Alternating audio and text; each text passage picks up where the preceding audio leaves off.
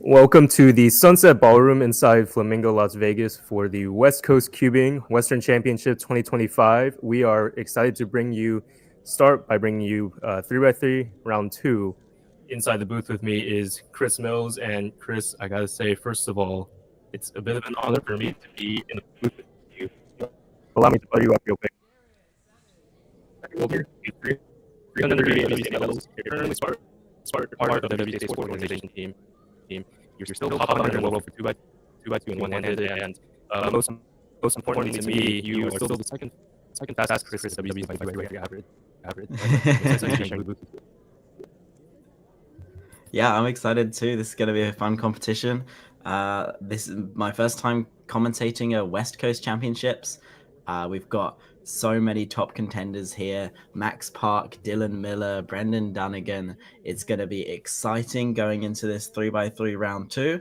Max taking the first round by about 4.4. But Dylan also getting sub 6 and had good potential for a strong average. So yeah, we'll just have to wait and see what these guys throw down in this round.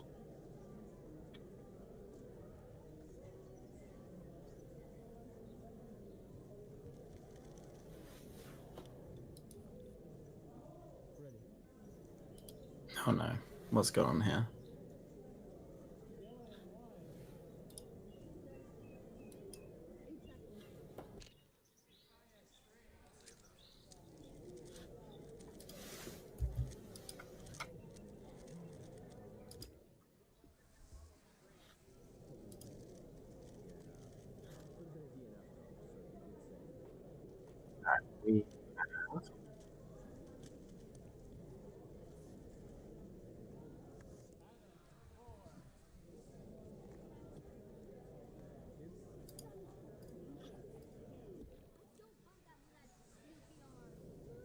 Right, Dylan Miller is on stream now. I assume this will be his first solve of the second round.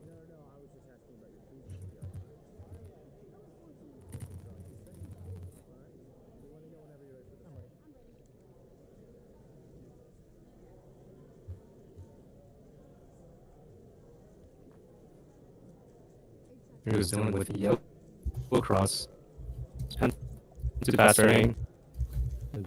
A bit of a lock up on paper there. 759 is not happy with that. Not a great start for Dylan. He's been getting consistent sub 6 averages recently, getting a 521 average not too long ago. He's one of the guys to look out to break the North American record average, the long-standing 486 by Max Park from 3 years ago now.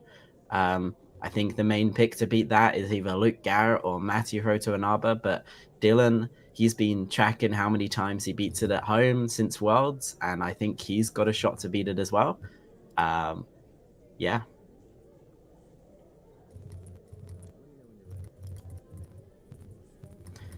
Jeremy on screen now. I believe he is local to Las Vegas.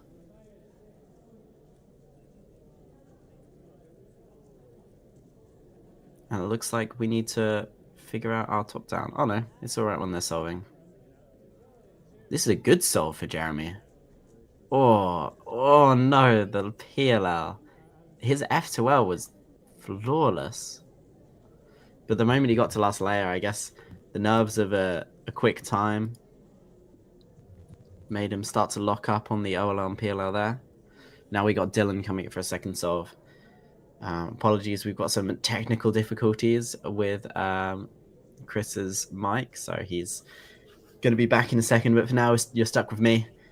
We've got Dylan on screen. He started with a mid-5, not great for Dylan, getting a 5.7 average in the first round with a best possible average that would beat his current PR.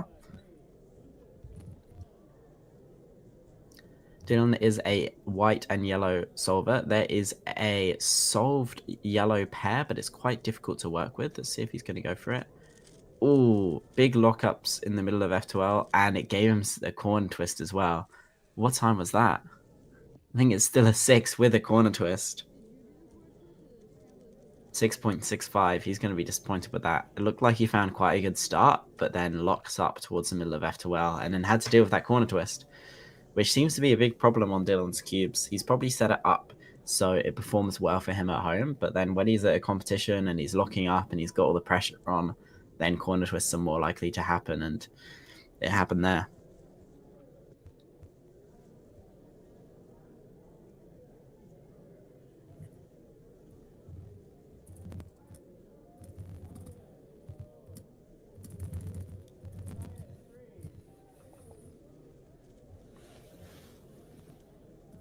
Jeremy back on screen now. Got a 7 on the first with a rapid F2L, but a horrid last layer. Looking to redeem himself here.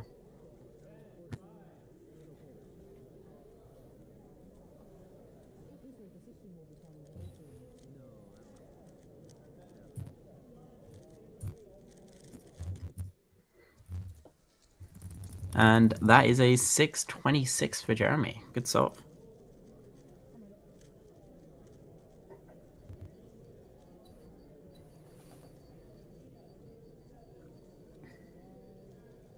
I assume Max Park must have been put in another group. So I assume we'll see him a little bit later on. We'll get the top competitors spread out a little bit.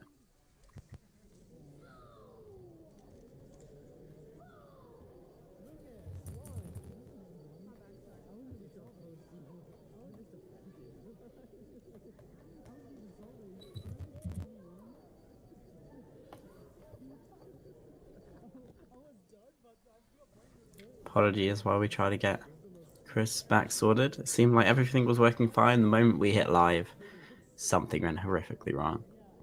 Shout out to the team. You can see in the background they're working hard to get the stream working for you guys. We've got Lucas on stream now. He has a sub-7 average, so we'll be hoping to get as many sub-7s as he can in this round. Solving on blue as well. He must be color neutral, or maybe he's blue only, which would be very unusual. I don't think I know any blue only cross solvers.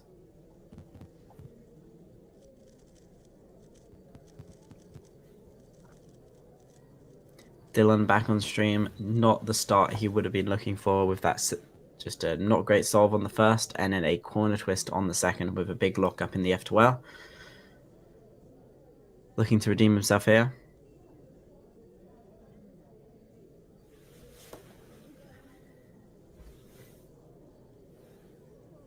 Solving on white cross. Strong start, bit of a pause in the middle of F2L. Clean into a V perm for your last layer. And a 546. That seemed like a very average solve for Dylan. Nothing special and even a bad PLL. And a 5.4. It's a strong solve. A couple more of those and he'll still be on track for a good average. But right now he's 7.65. 4.3? Hopefully. That rhymed. That's cool. Anyway, back to Jeremy. Started with that 7 and then a 6.2, which is a decent solve for him.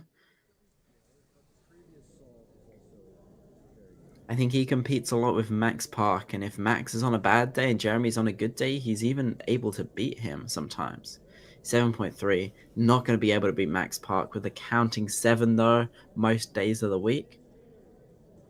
Jeremy, known as Cubing Fedora on YouTube, I believe. Always donning that fedora at local competitions.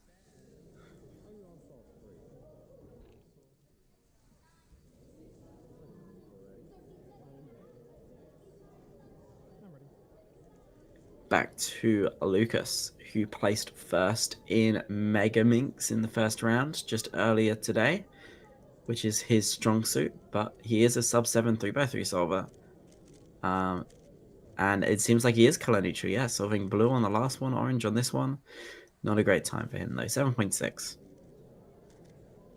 Uh-oh. My battery has exhausted on my camera. Alright, we're gonna rock without that for now. Anyway, we're watching solves right now anyway, so it's all good.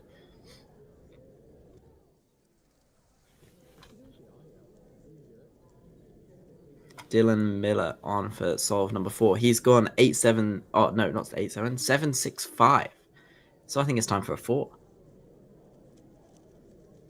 Last solve was very mediocre looking, and it was still a 5.4. Had some lockups, had a V-perm as well.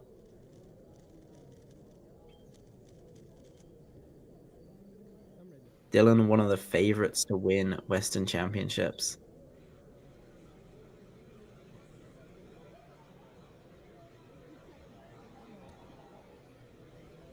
Looking at white again. It's X-cross potential.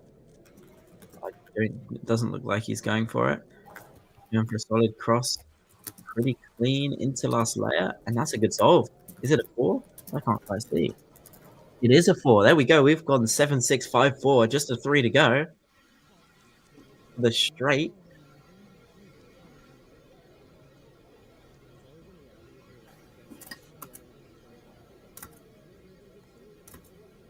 That would be huge if you got a 3.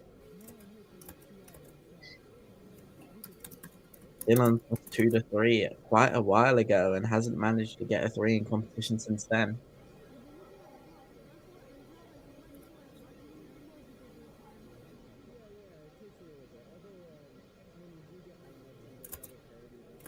All right, sorry about that, Chris. It seems like I'm back in the booth now.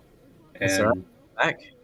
Yeah, how about Dylan with a 7, 6, 5, and 4? Yeah, he's about to get a 3. He's going to get a straight. Yeah, hopefully he gets a 3 here instead of an 8.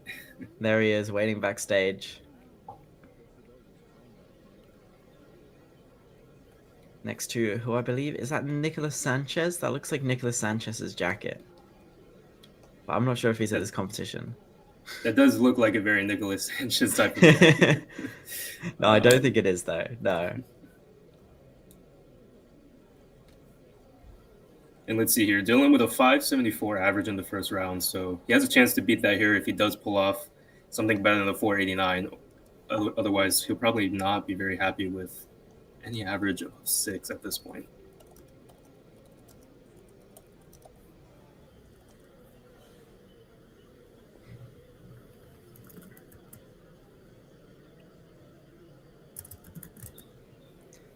.567 best possible average for Dylan.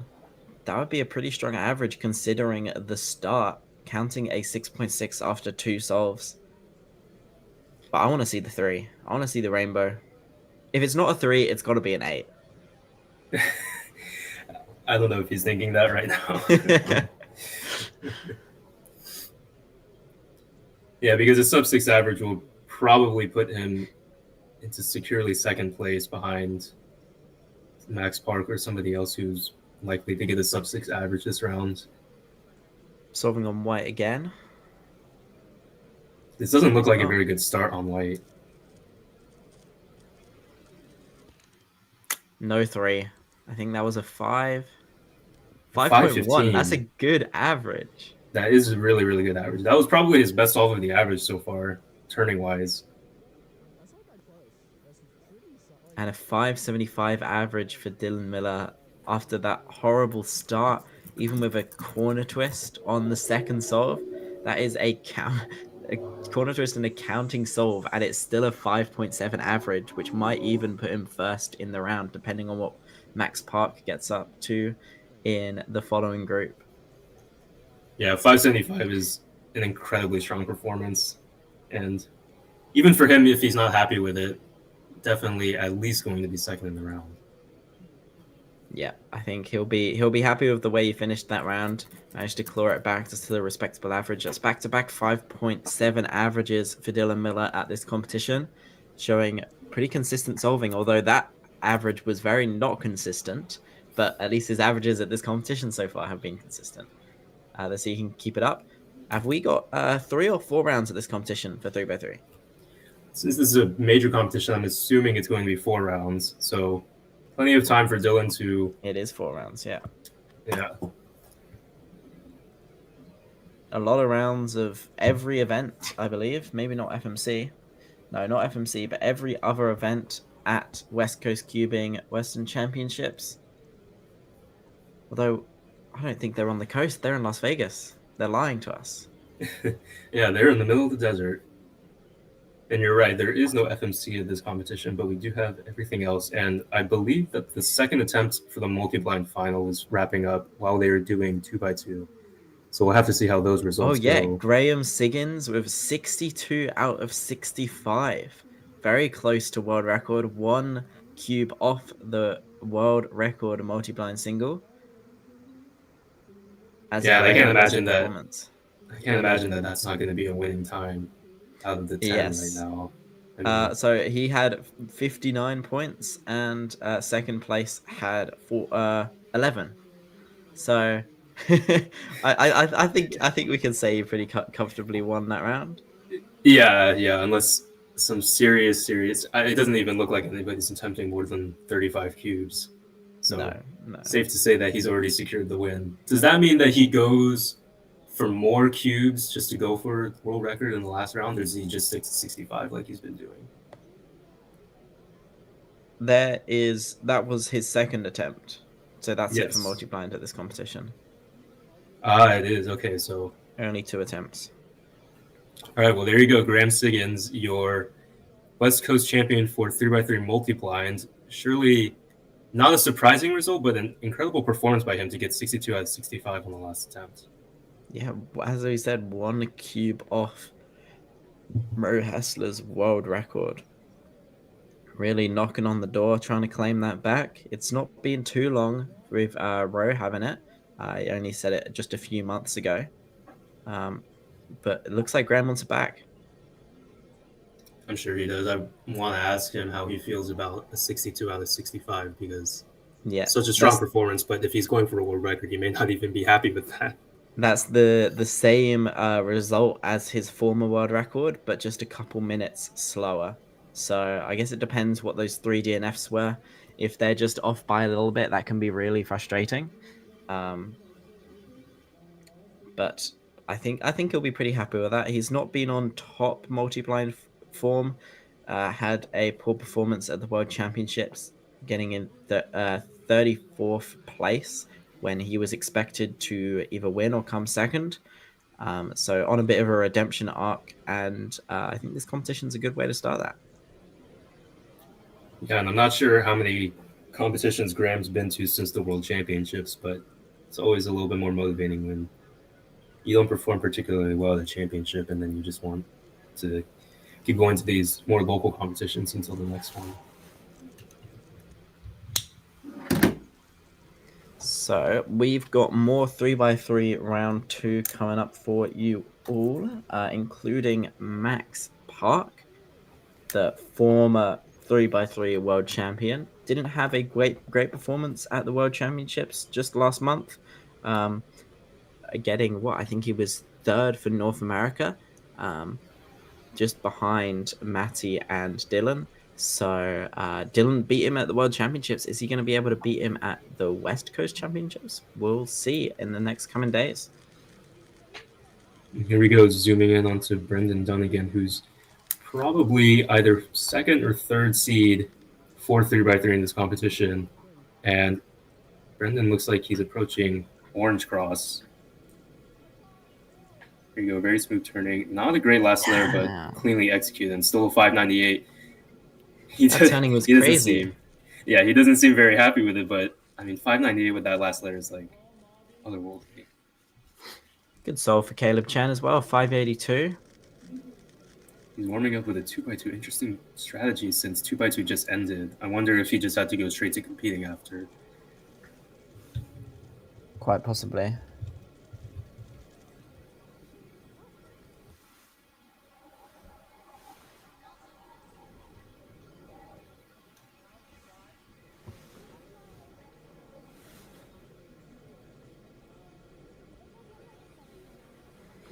Here's the longtime cuber, Paul Mavi. He's been competing for quite a while at this point, and he's racked up some pretty good averages. 672 is a personal record that he set a long time ago, and I'm assuming it's something he would like to beat, although I'm not sure how much 3x3 he practices compared to big cubes nowadays. 235 competitions attended. That is an absurd amount. That's almost 100 more than me, and I've been cubing for over a decade now. 235, that's crazy. And unfortunately, that experience has not got him a great solve on the first. There's a 10 plus 2. But hopefully the experience will help him push past that first solve and redeem himself on the coming solves in the average. Yeah, that was tough with the RA perm plus the UAUF. It's something, it's a little difficult. You never know how to do that last AUF, and it's something that I've noticed like even the best in the world struggle to do sometimes with that UAUF at the end. R perms are really some of the worst PLLs you can get. I think I think there's some G perms I prefer over an R perm. Um, I really, really do not like them. Yeah, I think they're just like completely mid is how I'd categorize them. Yeah, that's fair. All right, is this Sebastian Stone here? Yes, it is. We switched off of Caleb Chan to watch Sebastian Stone's first solve, I believe. Damn, he's got small hands, but he's He does a have small ZB. hands. That Cube was a looks good like ZB. very difficult for him to turn, but he still manages to do it. Going back to Caleb, 582 in the first solve. He Good does know the Pi ZB. ZB. Nice. Took the time to recognize it, as Pi is one of the hardest subsets of ZBLL to recognize, but really fast execution, and that's back-to-back fives to Caleb. And I think he had ZB on the last one as well. It's a familiar ZB that I don't know the recognition for, but I know that Yeah. some people use it as a COLA algorithm, so I'm not sure if he skipped with COLA there or if he knew that that was the ZB. No, I think you definitely know it. He took the time to recognize. I think in that case, it's just two different algs that almost every speedcuber knows. Just put into one to do that case. Here's Brandon. Started with a sub 6 with flawless turning on the last layer. Hopefully, you can get a better solution this time and keep up the turning. He's looking at Y and it looks like it's a pretty easy cross. Oh, this is a good solve. Ooh, commentator's curse right there. I It was I looking should almost not have jinxed him. flawless until the last layer. It was a nice fat soon. Oh, lol. So I thought that that was going to be it, but then the GC per man, everybody seems to mess it up. It's just so difficult for algorithm. I love the GC. I do too, but not with the algorithm that most people use. Yeah, same. 6.5. There we go. Much better recovery after the 10-15, or the 12-15 rather. Yeah. Back to Caleb. He's been solving well so far, showing off his ZB knowledge, getting back-to-back fives. A lot of top speed cubers switching to the ZB method after Timon helped popularize it, and I think mainly Zhuanyi helped show the potential of full ZBLS into ZBLL, doing a one step for last layer on every single solve. And it's inspired a lot of speed cubers, me as well. I'm currently learning all those algorithms, and it looks like Caleb has been learning them recently, as he's been putting on a bit of a masterclass for us in this round. Going for Y cross again. And there's an anti soon. Wow. A bit lucky, one of the easier cases by the looks of it. But that's 3 5s in a row and all ZB. And even the last PSL event, Ethan Jan used ZB to win the event. So ZB definitely becoming really popular, especially after so many people started using EO into ZB, just kind of like an intermediate step from from CFOP. Yeah. I'm not sure how I feel about EO ZB being so popular right now, but it's kind of what you have to do if you're on your way to learning ZB. Yeah, I only use it for one OLL or a couple of other ones if I know it's going to give me an easy ZB, like a 2 GLL or something like that. But it is a good way to get ZB cases more often in solves and get used to those algs quicker. I've definitely fallen victim to using it a little too many times when I don't know the ZB, but it's a necessary evil if you're on your way to that, except I'm not sure if I'm learning all the ZBs right now. Yeah. The infamous solve by Dylan Miller in Worlds Finals, getting a mid-6 where he did 3 look last layer. Did EO into ZB, did not know the ZB, had to turn his way through the rest of the solve, and it ended up counting in the average. Oh, not a great solve from Renan here. It seems like whenever he's got a a bad F2L, he's got a really good last layer, and vice versa. The F2L in his second solve was really good, but then the last layer was lacking, and this time it was just the other way around. Yeah, that last layer case was really bad. He was left with both of the pieces in the slot, but definitely one of the worst last layer case or last slot cases that you can have. It's just unavoidable sometimes.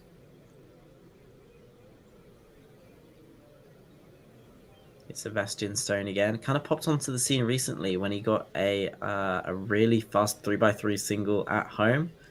It's kind of the first time I heard about him, and a lot of other speed cubers as well. But he's very fast at clock, and he also has a 4.0 3x3 single officially, I believe. Paul with an 842. Once again, probably not very happy with that after he gets a 12 and then a 6. But yeah, I also heard about Sebastian after he got that 4 flat single. Definitely completely unexpected at the time because I think when he got that, he didn't even have a sub 8 average. But Yeah. now he's completely past that. I mean, incredible progress for him, and I just really good at clock as well.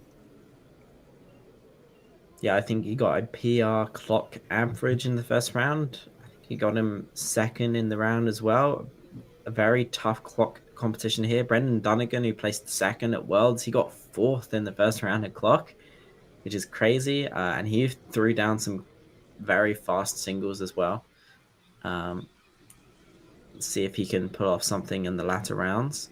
Here's Caleb. Is he going to do that HCB? He Another is. ZB. 6.1. That's going to secure him a sub 6 average with one solve to go. And he made that look easy.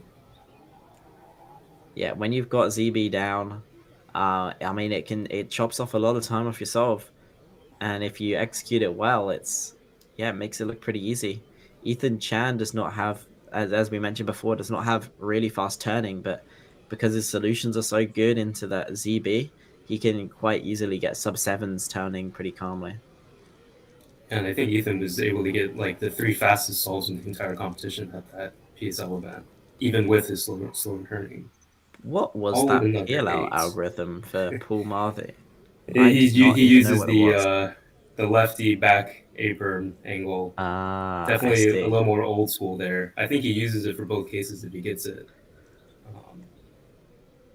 Here we go with Sebastian. Sebastian's knocking on the door of a sub 7 average, currently sitting at 701. That probably is one of his biggest goals at competitions at the moment, I reckon. Ooh, a little bit lucky there, an 8.3. He's not happy with that. Yeah, Locky on the LSL there. Back to Brendan. Let's see if he can piece together a good F to well and last layer in one solve. And he can make or break his average chances here on this 4 solve. Y2. And another F perm. Ooh, no, that's it. Not going to be a good average for Brendan in this round. Just had lockups all around in that solve. Here's Caleb's last solve. He's already secured a sub 6 average, but to make it even better, a 573 best possible average, but 597 is his worst possible average. Not a lot of wiggle room here.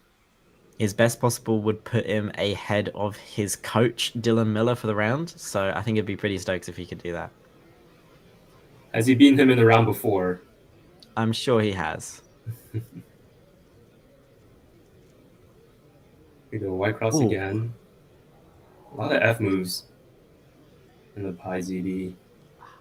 The start looked rapid, but then he later on the F2L he had almost no edges oriented on the last layer, which almost always means it's going to be a tricky ZBLS. But it seems like Caleb Chen is using a full ZB in competition now. Very impressive. He had 2 Pi cases, an H case, a Soon case, and an anti-Soon case. So almost a full rainbow of cases you can get there. Very impressive showing, sub 6 average. And I'm excited to see what you can get in future rounds. It's just crazy that he's able to transition to full ZB so quickly. It seems like he was able to do that just within a couple months, but there's hundreds and hundreds of algorithms you have to learn for that. Yeah, if I get a case I've just learned recently, it's like a 10-second solve. So It's exactly. Yeah, learning the algorithms and then implementing into your solve seamlessly is just two different beasts.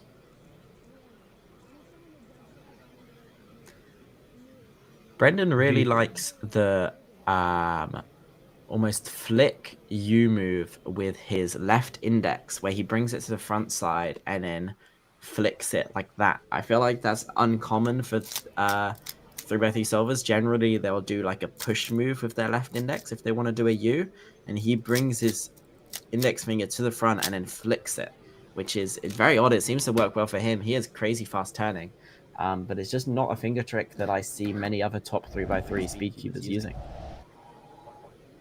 Yeah, the U move, and then he also seems to like the IDOs a lot. So just using one single move with one finger for the U2 primes. It's something that I like to do, but I'm also not a top 3x3 solver anymore. So he seems to be the only one that's able to pull it off effectively. But a respectable average for Brendan, definitely not something that he's looking for, but we'll see what he has to do in the later rounds.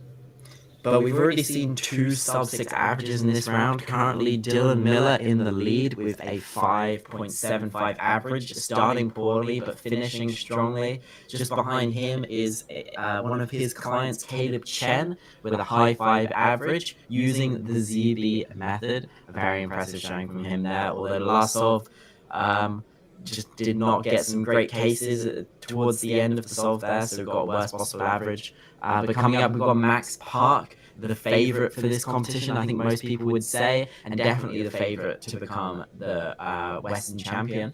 And I think he'll be coming up in the next group. I'm excited to see. What do we reckon we're going to see from Max, Chris? You know, Max has so many Western championships, I can't even count them anymore, and he's still at the top of his game after all these years. So you're right in that everybody's probably thinking he's the favorite for this, but he still has stiff competition. I mean, Dylan has a 521 personal record average, which would definitely put him in a very strong contention. And if Caleb is putting down sub-6 averages consistently, it's also incredibly possible for him to win this too. We have Jeremy Bolenbuck coming in third place as of now with a 682 average. He's the only other person with a sub-7 average. So we're going to have to look out for him later. But so far, I'm excited to see what Max is about to do.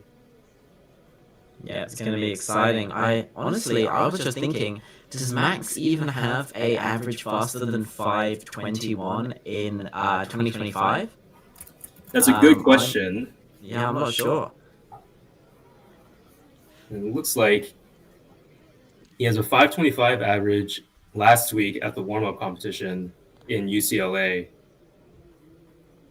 And he had a 518 average in a competition right before the World Championships as well. But other than that, I'm not seeing anything close. Well, he has a 523 average in Long Beach and a 527 average in Burbank. So it looks like 518 is his fastest average this year. He is faster than Dylan for best average this year, but not by much. I think they've got very similar performances in competitions. Max is probably a little bit more consistent. But it all comes down to how they can handle the pressure in the head-to-head finals. Max has not been so great in those head-to-heads recently, and Dylan really showed a strong performance in the World Championship finals with only one mistake costing him for maybe the fastest in NA. And this competition's going to give us an idea of what we can look forward to for US Nationals later this year as well. Yeah, both of those guys are just incredible turners. I mean, Dylan probably has the fastest TPS outside of anybody named Max Park in North America. And the 521 average is coming after the World Championships, so he's definitely not slowed down his practice at all. So I'm excited to see what they're going to do, and it'll be interesting to see how their turning holds up in a major competition. But at this point, I'm sure that this is just another competition to them after they've been on the world tour at this point in their careers. Yeah, and Dylan announced recently that he's going to be living in California for a bit as well. So we should see him and Max Park going head to head a bit more frequently, which is very exciting. It's going to give Dylan some more competition, going to give Max some more competition. They've both been dominating their respective regions for years. Dylan, obviously from Louisiana down in the south, He often has to go to Texas to get competition. Even then, he's only really got, I think Ryan Platt is in a similar sort of area. They go head to head a little bit, but Dylan almost always comes on top there. So to see him and Max Park at local competitions together will be very exciting. Yeah, and especially coming to California, where we have competitions in the North Bay and in Southern California pretty much every single week. So he'll have no problem finding competitions when he moves up to California. All right. We've just got a couple minutes before the next group, so I think we're going to go to a quick ad break. But don't go anywhere because soon we've got Max Park, hopefully taking first spot in this second round. All right. See you in a bit. Hey, we're your SpeedCube shop. We are your one-stop shop for anything cubing or puzzle related and have something for everyone, beginner or pro. If you want the best of the best, allow us to lend you our years of experience and consider one of our premium setup SpeedCubes. Experts will dial in your SpeedCube by applying lubricants and adjusting the settings so that when your cube arrives, you're ready to start crushing your PBs. Have any questions? Our team is available via phone, live chat, or email to help get you on track. Tap the link to find your next challenge or upgrade and enjoy what we and many others consider to be the best shopping experience around. If you're checking out this live stream because you have a child who has learned how to solve a cube and is thinking about competing, welcome. I'm Cube Mom, and today I will answer a common newcomer question. What do I need to bring to a competition? You don't need to worry about timers, scorecards, or equipment. The competition provides all of that. What your child needs to bring are cubes. Also, it can be a long day, so keep your child energized by packing something to eat and drink or buying something close by. And that's your Speed Cubing 101 today. Let's go! Want to learn more about the world of speed cubing? Subscribe to the Speed Cubing 101 podcast, available where you get podcasts, and Speed Cubing 101 is also available on YouTube. Happy cubing and enjoy the rest of today's live stream. All right, welcome back to the Sunset Ballroom inside of the Flamingo Las Vegas for the West Coast Cubing Western Championships 2025. We're just getting started with the third group of 3x3 round 2, and in this group we're going to be highlighting Zurui and Micah, who you just both saw solve. It looks like that they're not incredibly happy with their first solves, 7 and a high 6.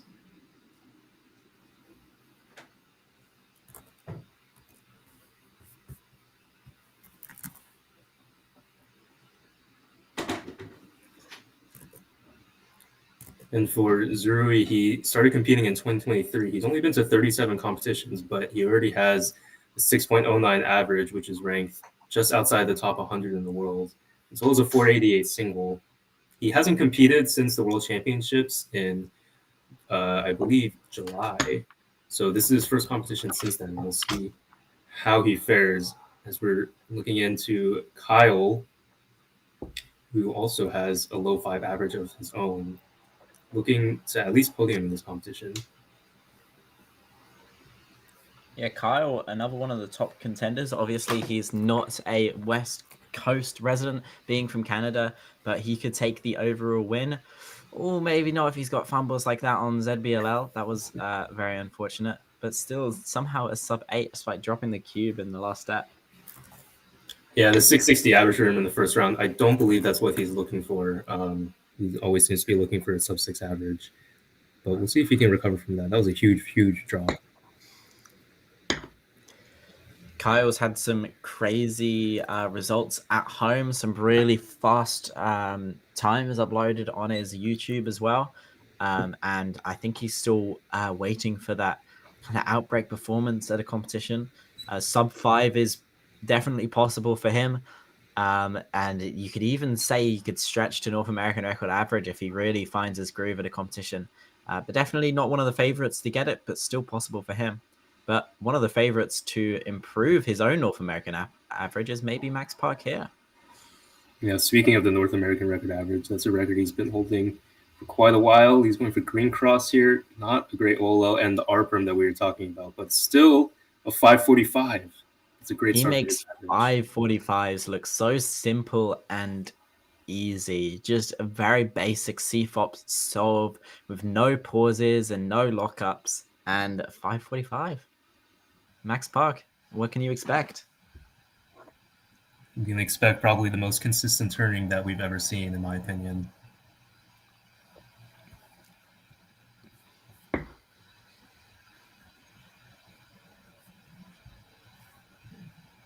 Here we're looking at Zerui's next solve. He's getting ready. Such a young competitor. I did not even know that he competed until I was pretty much done competing. And all of a sudden, I'm looking at a lot of West Coast competitions, and this guy's just winning everything. Yeah, a young prodigy from the West Coast, fast 3x3 solver. I believe he has a low 6-second average. Turning quite calmly, actually. A lot of moves in that F12, a lot of rotations. Probably made some sort of mistakes, and a 9. He's not happy with that. Kyle has also made a mistake, and he's going to be canning that high 7. And that's an 11 on the second solve for Kyle. Yeah, and for Kyle, this is only his second competition since the World Championships a couple months ago. He was putting down sub-6 averages pretty easily at his last competition, but it seems like he might be struggling to do that in the first 2 rounds here.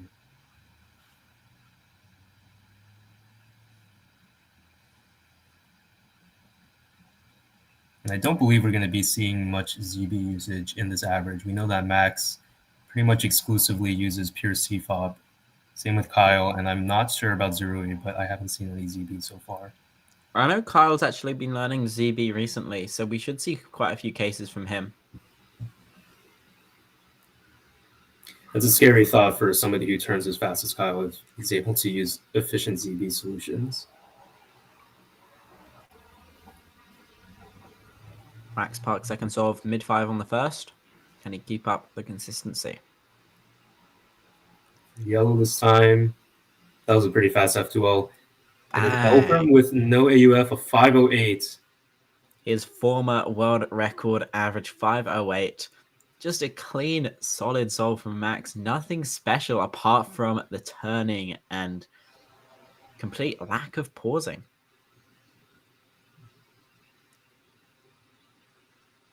So still looking like a great solve here. And the Arpram once again with a UAUF. He's not happy with it, but the 641 is pretty good. That turning in F12 is so fluid. And even his last layer was pretty fluid. A good case for the Olo, but not the best case again with that Arpram that we've been seeing multiple times.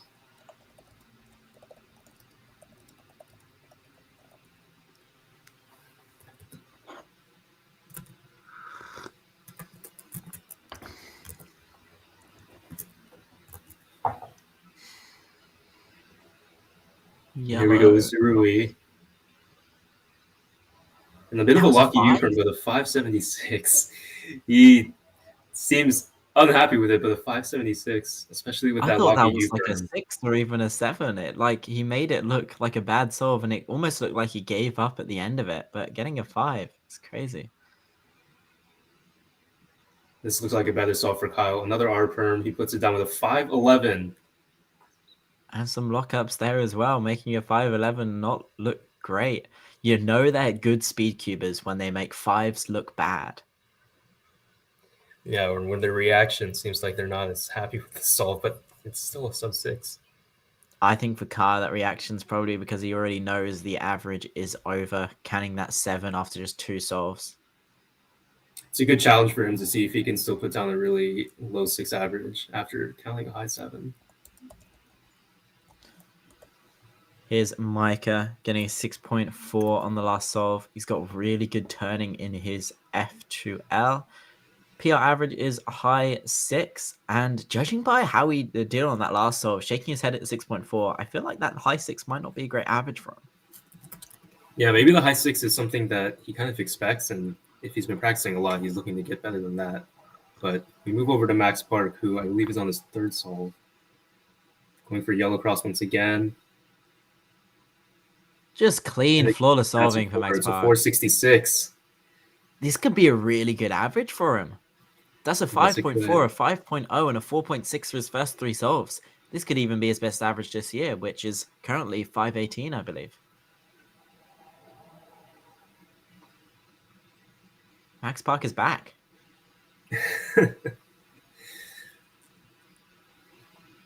As if he ever left when he was getting all those world titles at World Championships. Yeah, although he didn't get the performance in 3x3, he still got second in 5x5. Not great 4x4 performance, but obviously World Championships, World Champion in 6 and 7, and runner-up in one-handed as well. A pretty strong performance. I don't think anybody got as many medals as he did. And that was a nice G-perm to finish off the solve for Zuri, a 6.19. He's shrugging, but that's his best solve of the average. Here we go with Kyle. Already with what to him is probably the average is over, but messes up on the cross again. Ewan to ZB. There it is. The 763. This is not going to be a good average for Kyle, unfortunately. That's 2 7s counting already. Maybe he can get a 4 on the last solve, and somehow that would be, I think, maybe a sub-7 average if he counted the 5.1, which is crazy. It was the OG EOZB with that one. I'm pretty sure that's probably the most common case for people to implement EOZB. But here's Max Park on an absolute tear this round. Can he keep it going? Low 5 average possible even after 4 solves. He's going for white this time. It's looking good. Bang! Clean finish of 511. What's the BPA going to be? A 495 best possible average. That'd be Max Park's second best average ever. He only needs maybe a 5.3 to get his best average of this year, and a sub 5 average is possible. And there's been nothing special this average. That last layer was quite horrible, and not great OLL into a G-perm, full step every single solve, and Max Park is getting low 5s. And it seems like you're right. There's nothing that's been that special about this average. It's just classic Max Park turning. He's not locking up at all. He's turning at his best. And even his worst possible average of 521 is better than the personal record for any of the other competitors here. So safe to say that unless somebody pulls off something crazy in the next group, he's going to win this round as well. Yeah, Max Park, before this competition, people were trying to figure out who was going to win. Could Kyle win? Could Caleb win? Could Dylan win? And Max Park has really shown them, like, hey, I'm still here. I'm still cooking. Don't count me out yet. I can still get low 5s, even sub 5s, like it's nothing. And I'm really looking forward to this last solve. Max Park could get his second ever sub 5 average. His last solve was 652. Obviously not going to be happy with the average, but easily going to make it into the next round, and he'll try to make up for it in the semifinals.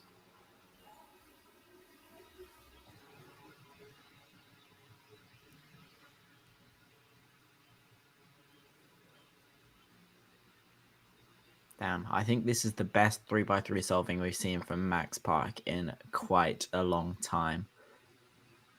And you're right, it could be a chance for his best average of the year so far. And either only the second or third sub 5 average.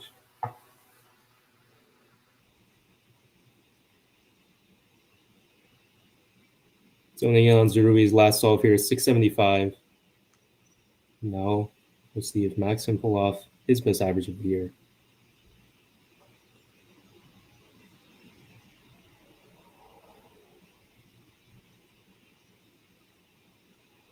He chooses to go for green.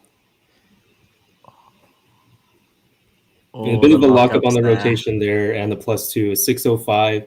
Still an amazing average for Max Park, 521, and that is easily going to be first place for this round. What a performance from Max. You could see the nerves. He'd obviously planned something pretty good, and the start of the solve looked all right, and then just some horrific lockups in the middle of F12. And even with that, a 605, although he did get a +2, I think he's going to be a little bit disappointed with the performance on the last solve, but he can keep his head held high with a 521 average, one of his fastest averages this year. And that ties with Dylan Miller, who's second seed's PR average. And yeah, he's going to easily win this round. That's the third sub 6 average for the second round at the West Coast Western Championships. And wow, that was exciting. It was exciting. And yeah, like you said, 521 is the second seed Dylan Miller's personal record. So it's safe to say that Max is going to win this round. Just as an update, Max, with that 521 average, is securely in first place. Dylan Miller, who we just mentioned, is in second with a 5.75 average. Caleb Chen in third with a 597, boasting some impressive new ZB skills. Jeremy Bollenbach in fourth place with a 682 average, and Brendan Dunnigan in fifth with 695. It's been a lot of great 3x3 solving, and I'm excited to see what comes next in the final group, I believe, of 3x3 round 2. I thought that was our final group. And if it is our final group, what group that was. But I think the next round we've got coming up is 4x4 second round, where we'll see Max Park again. Max Park, currently 4x4 single world record holder, lost 4x4 average earlier this year to Timon, and did not get a great performance at the World Championships for 4x4. So he's going to be looking to redeem himself with some sub-20s, if not faster. 4x4 world record average is one of the world records I think's the most up for grabs. Timon managed to steal it from Max earlier this year, which was a bit unexpected, but Sebastian Via, the current world champion, getting it back after 8 years. He's been the fastest 4x4 solver in the world at the moment, most consistent at competition, obviously the best performance in the World Championship final. He looks like he could take it back after many years. And Max, although we haven't seen the best performance from him recently, he did get a low 21 average in the first round with 2 sub-20 singles. And I think he could easily get back the world record average if we just see him lock in like he just did in 3x3. And he still holds the world record single as well.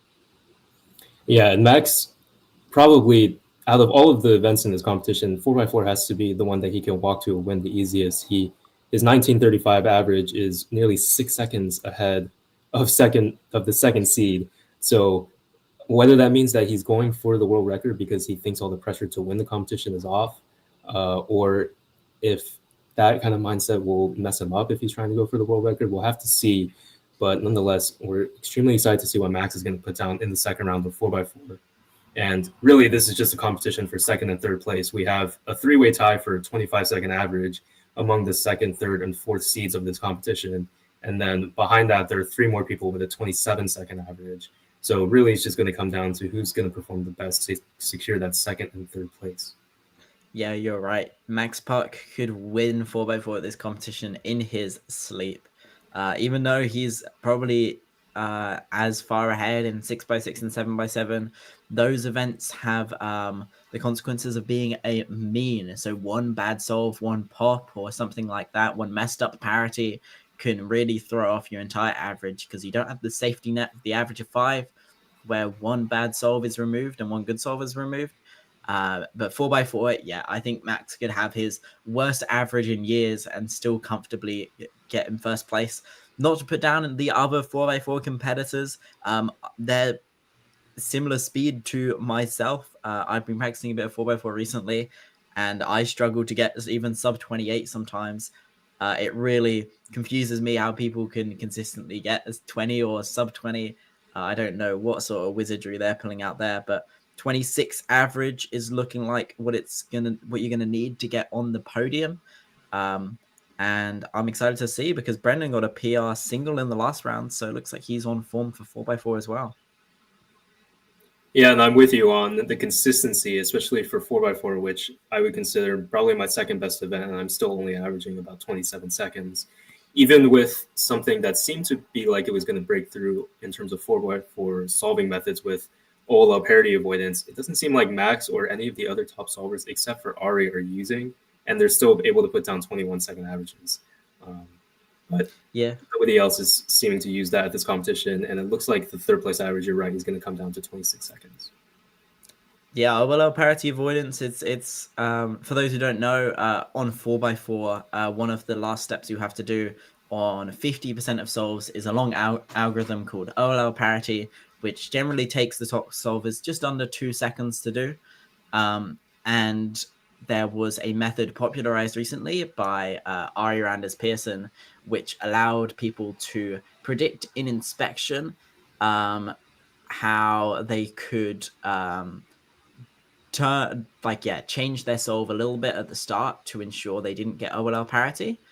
And it was something that was quite difficult. You had to trace around a bunch of edge pieces, almost like it was 3-blind in inspection, and then keep track of how many turns or how many wide turns you were doing in the first few steps.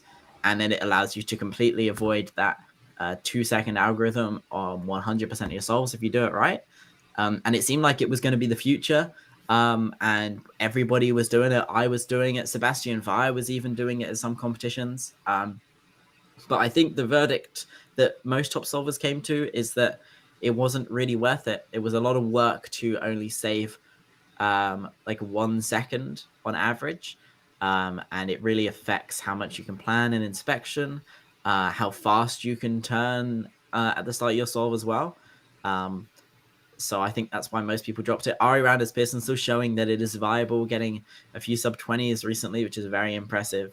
But it seems like the method that's being pushed in 4x4 at the moment is these more advanced 4x4 PLL parity algorithms that we saw Sebastian Vire doing in the World's Finals, doing some crazy algorithms which made it much more efficient to get those PLL parity cases done. And I'm kind of excited to learn some of those myself. Yeah, and the difference with the OLL parity avoidance as opposed to other parity avoidance methods like CSP is that you have to keep counting and keep track of everything that you're doing while you're actually solving, which is not something that you would do in other parity avoidance algorithm methods. And I think that's one of the reasons why when these guys are going so fast, it's a little difficult for them to keep track. As we see Brendan just spamming those sensors, it's really difficult for you to just keep track and kind of on the fly figure out what you need to do in order to avoid parity, which you may not even get in the first place if you're just solving normally. And yeah, as you mentioned, the PLL parity algorithms that we're seeing, that we saw Sebastian, I believe he used 2 of them in his World Championship average as Brandon with a 31.86. He's definitely not going to be happy with that. But in 4x4, it's always difficult to predict what times you're going to get. Yeah, he got OLL parity there and also had some big mistakes towards the end of edge pairing. And Paul with a 29.82, he's definitely looking to at least podium at this competition with a 25-second PR average. And the 29 is not something that he's particularly thrilled about, but if you had double parity, you can't really do anything about that. Looking at the results from the first round, there's a lot of big jumps. Max Park with a 21 average in first, and then second and third, Lucas and Brandon both had 26 averages, so a 5-second jump up to them. And then from third to fourth up to Paul Marvey, it's another 2.5-second jump. So it almost looks like the podium's completely locked down and it's just going to be who gets second and who gets third. But that's in the final anyway. We're just watching the second round here. So it's more about if these top competitors can pull out some PR averages, if not North American, if not world record averages. Yeah, and for Paul, if he wants to make that jump from 29 down to 26 seconds, it looks like he's been able to get a few 26 and 25-second averages this year. It seems to come about once every 5 averages for him. So if he's lucky enough to do that in the finals, then he still has a shot in order to beat it. And we know Paul is such an experienced cuber that the pressure is not really going to affect him that much. It's just about the luck with his parities. Yep, Paul the second fastest, got the second fastest PR average going into this competition, but it seems like he competes a lot more than these other top competitors, and I believe maybe he's not quite as consistent, but obviously has the potential to jump up into third or second if he has a good round. And what a solve that was for Kevin at 26. Kevin is actually someone that, we may be overlooking just because he hasn't been cubing as much recently, but he still very much is a good solver in every single big cube, and he's probably going to be podiuming at least in 6x6 and 7x7 still. And 4x4 is something he could easily grab. Yeah, Brendan Dunnigan surprisingly managed to beat Kevin Hayes in 6x6 first round. Brendan getting PRs. I think it was a 122 mean, which is very impressive for somebody who just does big cubes on the side. And also, oh, no, never mind. Oh, yeah. Speaking of on the side, he was not solving his cross edges on the side, which is very odd. Almost all 4x4 Yao users will rotate So their white is on their left when they build those cross centers, and he was doing that in a weird orientation. And we were just mentioning that he likes using the IDO U2. He only gets a 30.47 there, but he was using the IDO U2 even for his Olo parity algorithm, and that's a lot of IDOs that you have to use in order to do that algorithm. So Brendan definitely with some crazy solving style here, but it seems like it works for him.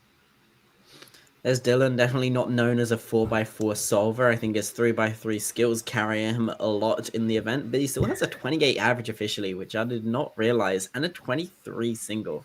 So he's definitely not one to just keep out the race for 4x4. Obviously not something he practices, but because of his skill in 3x3 and also Megaminx, it makes 4x4 pretty easy for him to just pick up and get some top level times out of nowhere.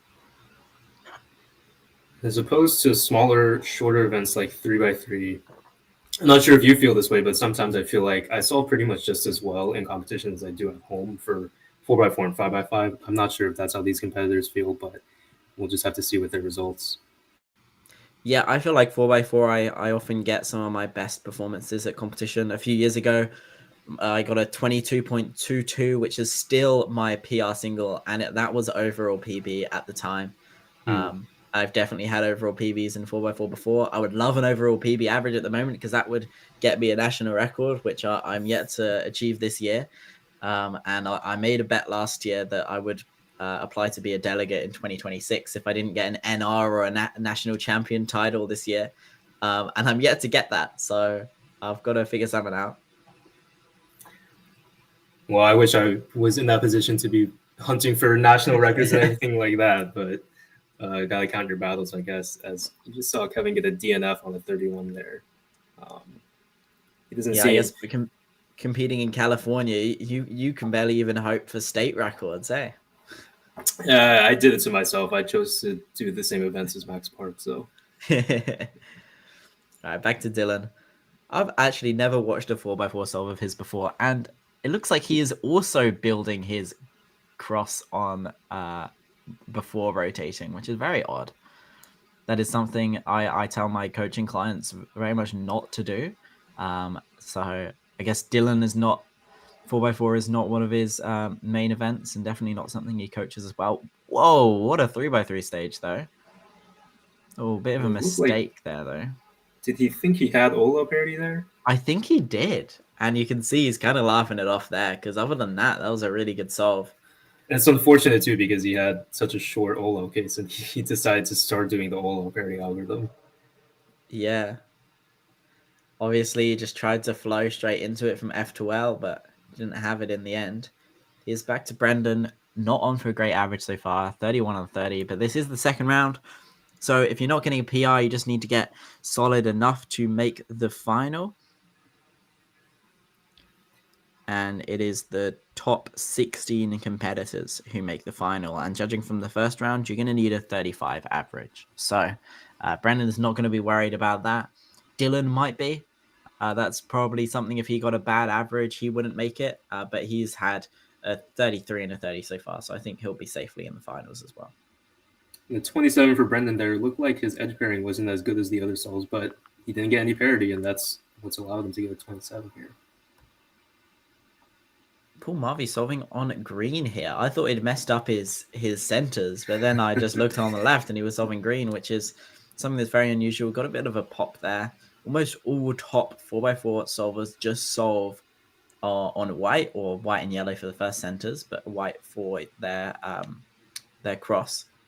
So it's very unusual to see solving on green, and it's going to be a great solve for Paul here. I think that lockup's going to hold him back quite a bit, and a 33. Yeah, the lockup kills the solve, and he also got PLO parity there. And yeah, Kevin, we'll see if he's able to build on the 26 that he put down on the first solve. This looks like a pretty clean 3x3 stage for him. No Olo parity and PLO parity for another 27. That's very, very good for him. You could be on for a pretty good average here, old Kevin. As long as he doesn't get another bad one, because he's got that DNF looming over him. But his PR average is low 27, and he's got a 26 and a 27 so far. We're always rooting for the OG cubers, especially now that it seems like I've put myself in that category. I'm definitely going to give Dylan some help for solving his cross edges on from that orientation. He had to do so many little rotations to look around for the pieces. He obviously does not focus on 4x4 much, but I'm still going to bully him about it. Yeah, as a PSA to all of our viewers who might be looking to improve at 4x4. He almost DNF'd there. He thought he didn't see the PLL parity at first. That's always the hardest when it's in the back right. Yeah, it looks like he was just going to get a PLL skip there and then almost stopped the timer. Luckily caught himself. That would have been the second DNF we would have seen in this round. Here's Brendan, double parity here. He's still able to put down a 27. So it looks like he's locked himself in for a sub 30 average. Probably not super happy with what seems to be either a low 29 average or a high 29 average, but we still have one more round to go. And we still have Max Park to go as well. Yes, he'll be coming up in the next group. Yep. But as a PSA to all of our viewers who are trying to improve at 4x4, when you're using Yao and you're building your cross edges, try to build it with your cross color on the left and not on the bottom. It'll save you a little bit of time and something to get used to so that you can transition to centers better. And it also gives you the ability to see more pieces. If we watched Dylan's last solve, you could see he had to do so many little rotations to try and find those edges. And there's just kind of more, it seems like it's easier to spot them when you've already rotated. And if you're already rotating, then you might as well use it to look for some extra pieces while you're building what is probably the hardest part of the solve to look ahead into, which is your cross edges. Here we go with Kevin. A 31 that time. He's counting that because of the DNF in his second solve. So no PR average potential for Kevin, but you can still get a solid sub 30 average in the second round. It seems like with the solves that we're seeing, that might even be enough for second or third place so far. Yeah, we've not seen a great performance in this round so far, unfortunately. Here's Dylan. It looks like on this scramble, there's at least a white bar. It's always good to see.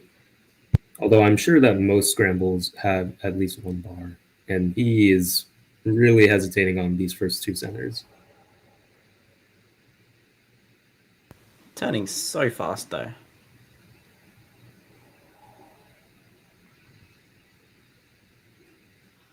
It's always a little hard to tell if he's solving the centers how most fast people would, but I also myself don't really solve centers the most efficient way, so can't really comment on that. And double parity for him into a +2, and that's going to be a 36-35 for his fourth solve, which guarantees at least a 31 average for him, I believe. That's the best possible average of 31.80, which a respectable average maybe in 2018. Throwing some shade at Dylan here. First, we're criticizing his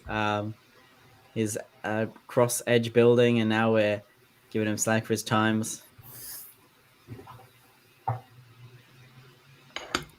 It's all right. He's faster than us at 3x3. Yeah, we have to have a leg up on him somehow. We're in the booth for a reason. And here's Brendan's final solve. It looked like he did EOZB there.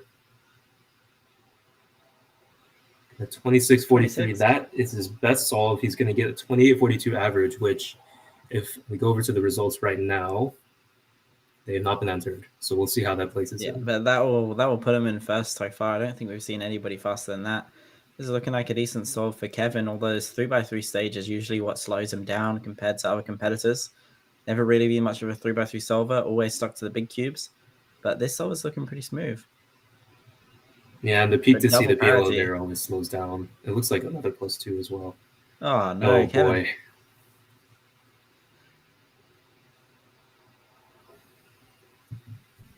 $29.32, still sub 30. He's smiling about it. He's in good spirits.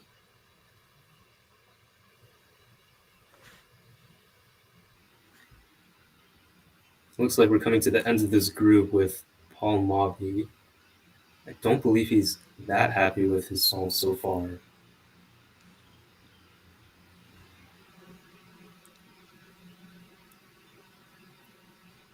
Once again, Paul is a green and blue solver, so it's a little difficult to see exactly what he's doing since both Chris and I are.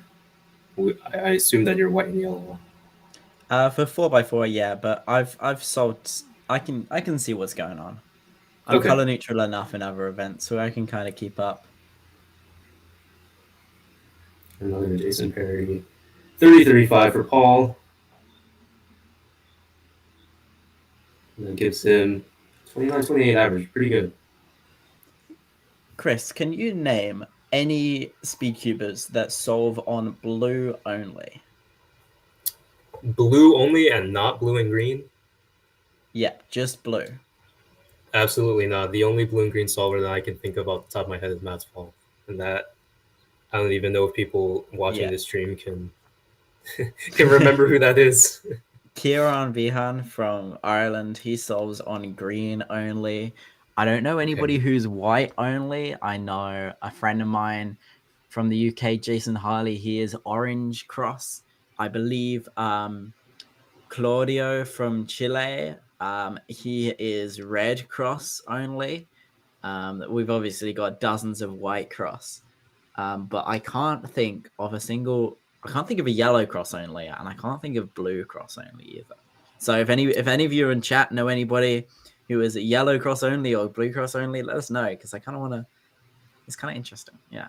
If you're into weird titles and you want to be the best orange or red cross only solver in the world, that seems up for grabs because red and orange seems to be even less common than blue and green. So Claudio actually has the South American record single with a 3 and a sub-6 average. So maybe don't go for red cross because that's pretty tricky.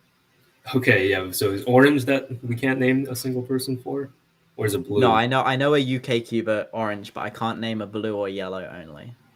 Okay, so I feel like there's definitely a blue only. I'm not sure about yellow.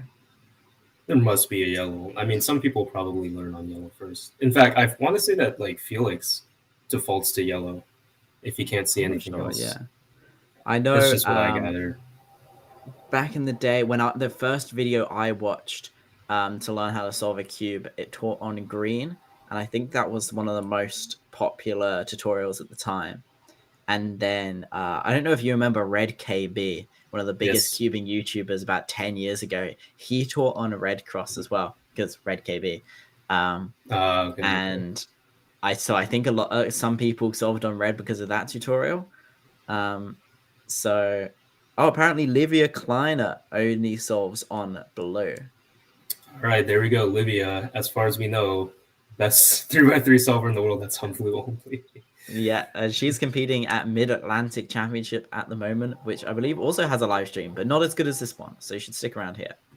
Absolutely not. And we just saw Paul Mavi get a 29-28 average. That is precisely 0.01 seconds slower than his previous round average. I don't know how he feels about that, but hopefully he gets a 0.01 second improvement in the last rounds.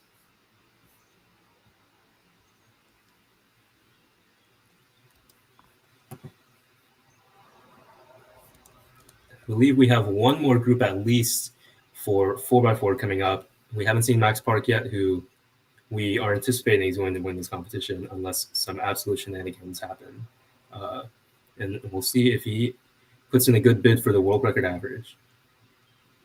Yeah, I'm excited to watch some 4x4 solves from Max. Maybe I'll learn a thing or two, or just learn that I need to turn faster and look ahead, which generally is what you learn from Max when you watch his solves, because that's almost all he does. He just has no pauses, really fluid turning. That's how we got that 521 average in 3x3 round 2, just crazy fast turning and no pauses in almost all of the solves. And it's almost a little bit depressing when you're told, oh, just turn faster and look ahead. But sometimes that's all you need to get faster. Yeah, and for Max especially, who's in the older echelon of cubers, is still turning as fast as he is, especially like I personally can't even practice for a couple hours before my hands start to give out. So I don't know how he does it. His hands are just better than everybody else's, and it seems like he's going to be doing this for the rest of the time. So looking in on the standings so far after that first group of 4x4 round 2, we have Brendan Dunnigan in first place by a healthy margin of 28.42 average. And other than that, we have Paul Mavi with a 29.29 average, actually not 29.28. So 0.02 second slower than his first round average.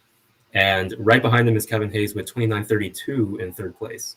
Our good friend Dylan Miller is on the outside looking in with a 31.86 average in fourth place. Nerio's on stream right now, having a bit of a yap with somebody over there. We love Dylan over here. He's a commentator on some live streams occasionally. I always love having a yap with him as well. He's got some interesting opinions to share all the time, and he always does great breakdowns for world record averages and the sort on his channel if you haven't watched those already. And he's also a coach, as am I. I'm also a coach.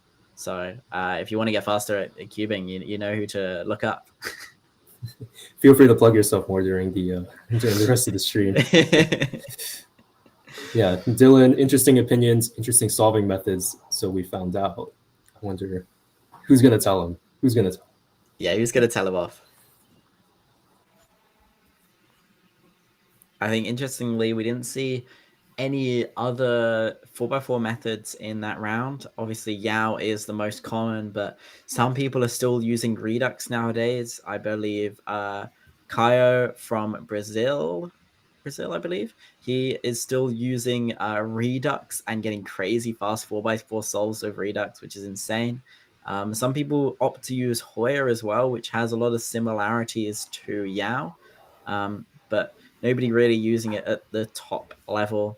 Yao is still the method to use. Robert Yao invented it many, many years ago and was actually one of the last top 4x4 solvers to actually switch to the method, despite he being the one who invented it. It's a little fun fact for you all.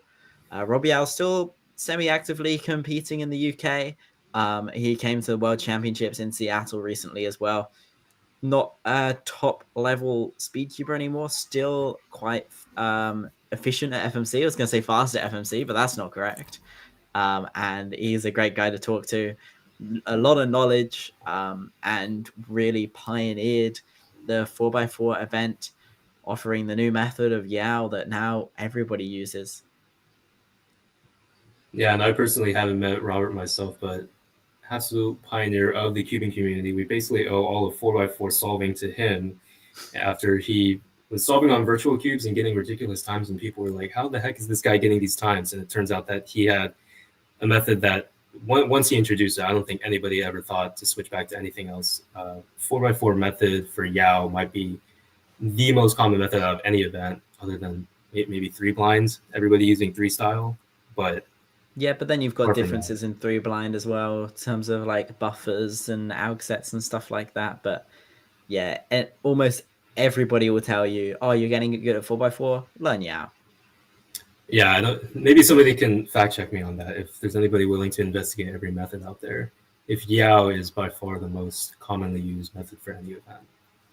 I believe Pyraminx, it used to be V first versus top first, and now almost everybody uses V first.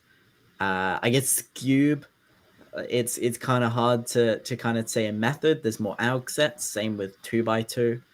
But now Scube, you've got EG as well, which is getting more popular. But in terms of AUG sets, I think, you even for 3x3, you got CFOP and Ru. There's a lot of differences there. I think probably 99% of speedcubers use CFOP, but you still see Ru every now and again. Here we're looking in at Jeremy. He placed 5th in the first round with a 29.59 average. Definitely going to look to be podiuming at this competition. He's one of 3 people with a 27-second average as his personal record. Yeah, and if he got a personal record average, that would put him in first, although almost definitely going to be knocked off by Max Park once he's competed. And I think we just saw Max move off there, so maybe we missed his first solve, unfortunately. We'll have to see what that first solve was. Here's a Lucas who placed second in that first round, although he is a Canadian competitor, so not viable for the Western podium. A rotations here moving into 3x3 stage. Solving on yellow, which is interesting. Usually, if we ever see people starting with a yellow center, they'll rotate to build their cross on white. So seeing somebody solve on yellow for the entire solve is interesting, but maybe he saw some preserved cross edges that he could save for his cross edge stage. And that's something I cannot do. I could not get color scheme right if I was solving on yellow. It's a little more difficult when you have to memorize the color scheme. It looked like he was using IDOs again for the OLL parity, which I just can't imagine doing down a 4x4 with smaller hands, but people can pull it off, then all power to them. Yeah, that's hard. I just tried it. I mean, it's hard enough on 3x3. Yeah. Another Canadian competitor here, Kyle. Obviously not known for his 4x4 solving, but he is still pretty quick. Was and able this to is a get quick sixth. solve as well. 26. 26. He was able to get sixth in the last round with a 30-32 average. But once again, I mean, this is just a total toss-up between second and third, between basically the second through eighth seeds of this competition. So, oh, definitely, 26. Yeah.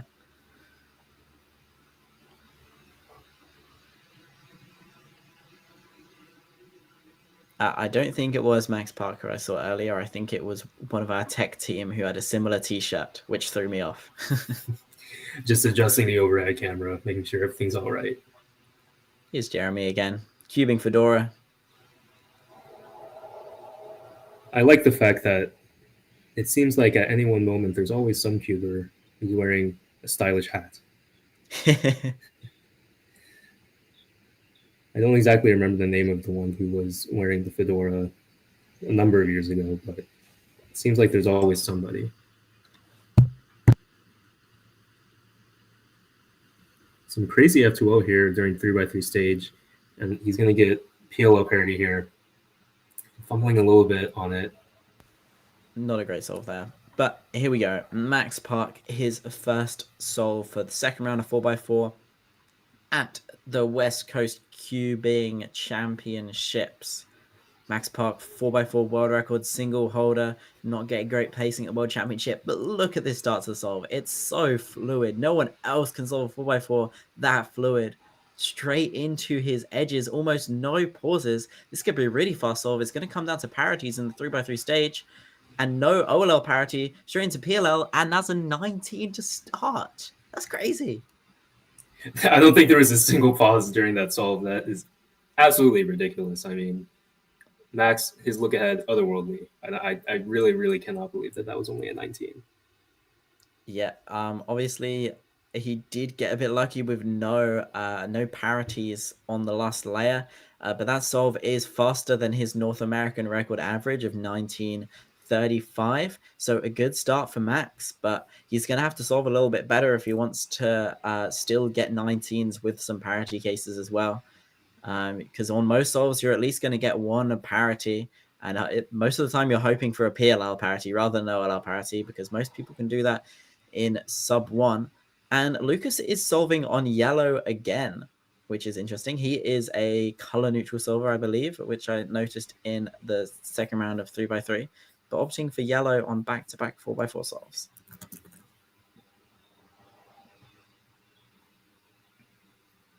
There we go with another IDO. Doesn't get parity Good there. solve. 24-87. Outside of Max, that has to be the best single that we've seen so far. I believe so. Kyle, just incredible turning here on 3x3 stage, but PLO parity again, and he gets a G perm. So 28-82 for Kyle. That's after a 26, and so he's performing well so far compared to the rest of the competition in this group. Kyle is opting for the R2F2 PLL parity algorithm, which most top 4x4 solvers do not do. They are more using the standard slice, inner slice parity algorithm. I reckon the R2F2 one is probably more consistent. I've kind of moved away from it recently, which I regret, because in my most recent competition, I had about a 2.5 second PLL parity on my last solve, which without that would have made my solve a lot better and my average a lot better, but it was still managed to be a PR average, but a little bit frustrating. So maybe I need to switch back to the more consistent R2 F2 alg. Yeah, it's something I've been playing around with too, just figuring out the best way to execute PLL parity because I can't seem to get it super fast for any of them, but I might as well just go with the most consistent one. And once Timon got the world record average, because he also uses the R2F2 PLL parity, I figured I might as well try, but it's still a little bit difficult to get used to. I think it's definitely at its peak. It's definitely slower than the standard. Oh, that was an HZBLL there for Jeremy. Yeah, risky to do a ZB on 4x4 if you don't know if you have parity.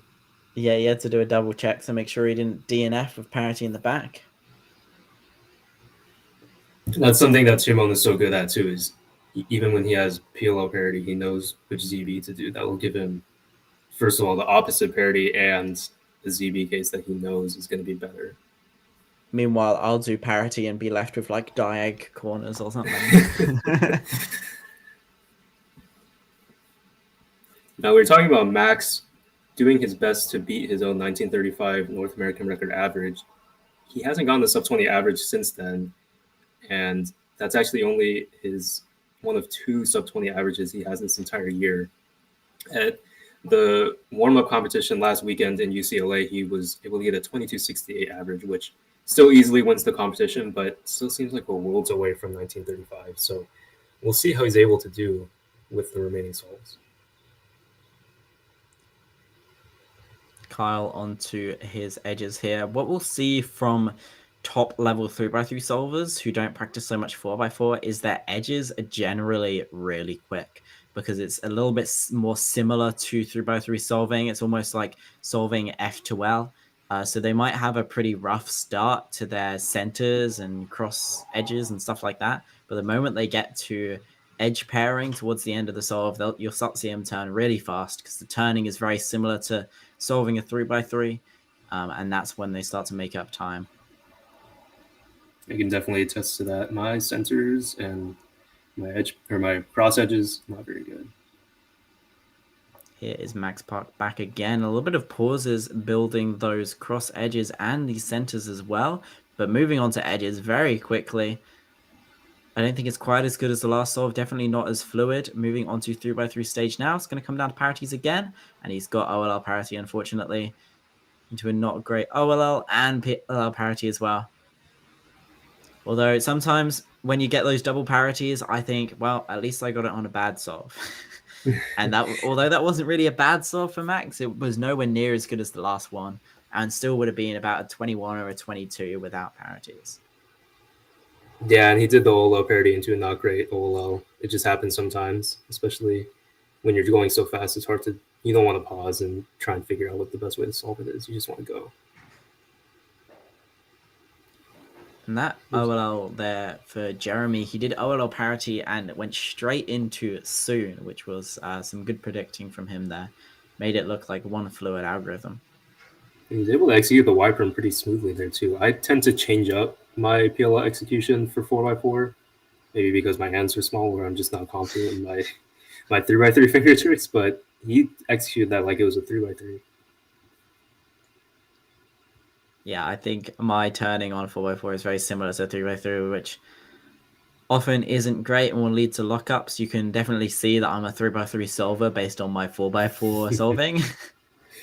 Some people look like 4x4 solvers like Max Park, and some people like Kyle or myself will look like 3x3 solvers when they're solving.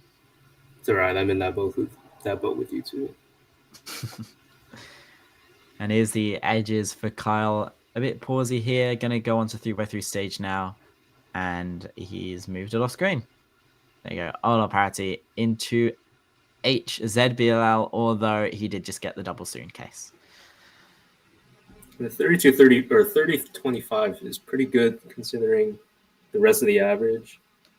It seemed like he wasn't as happy with it. He was starting to move the cube up like he was slouching over, but he still got a pretty good case. 26 for Lucas there. I think he might be moving in to second seed behind Max Park, but ahead of Brandon.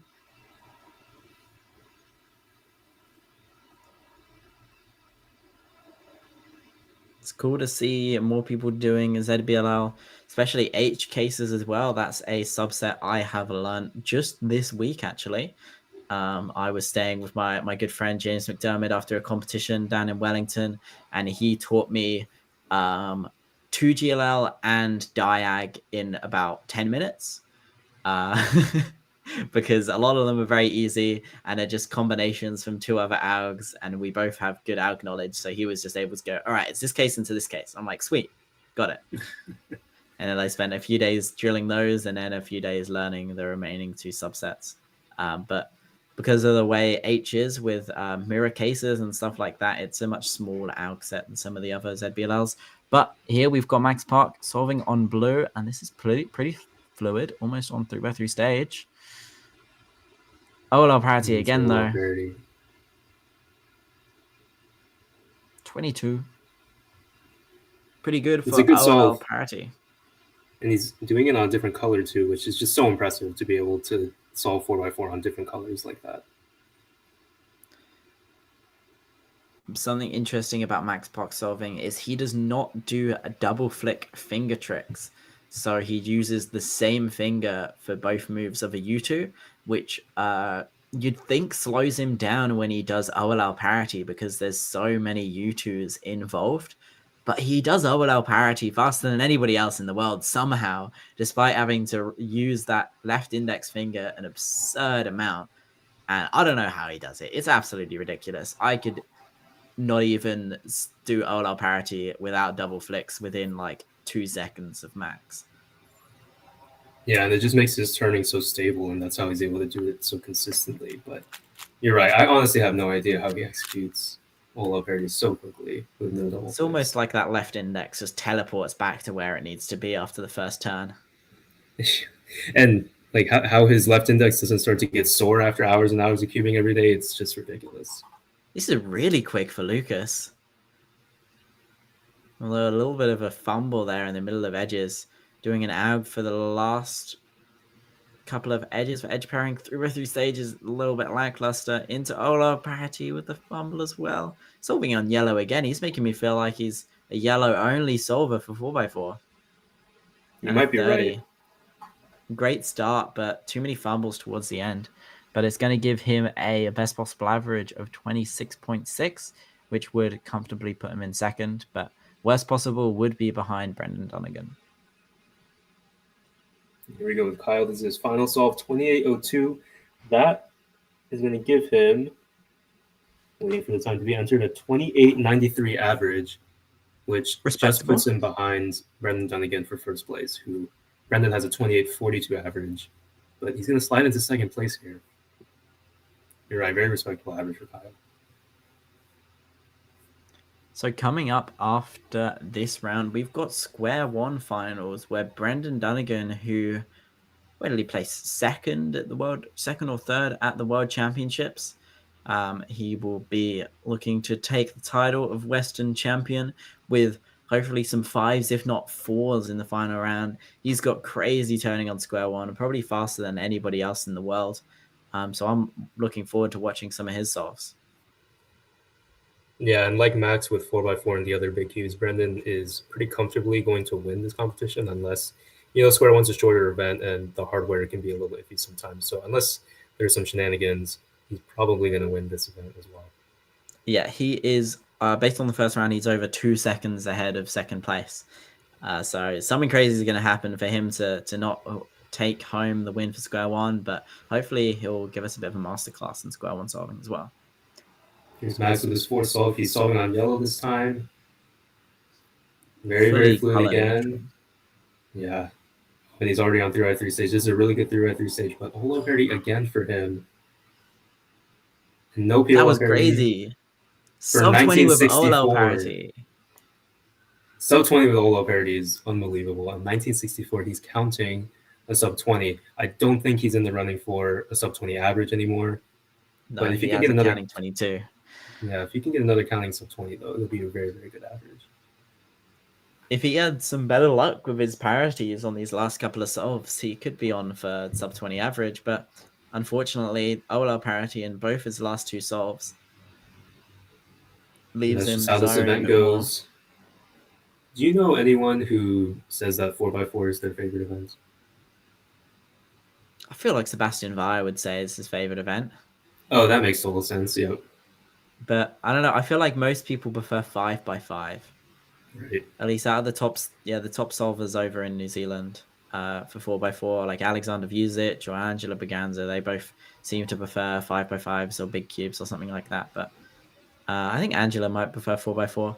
I think 4x4 was my favorite at one point in time. It currently isn't. And that was an interesting way to finish edges there for Lucas. Did two of those algorithms to solve two edges, but still a 28. And we still able to get a 28 even with that huge mistake. I think that's going to put him in second with a 28 flat average. 28 flat. Yep. Once Max Park gets entered, that will be second ahead of Brendan Dunnigan's 28.4 average.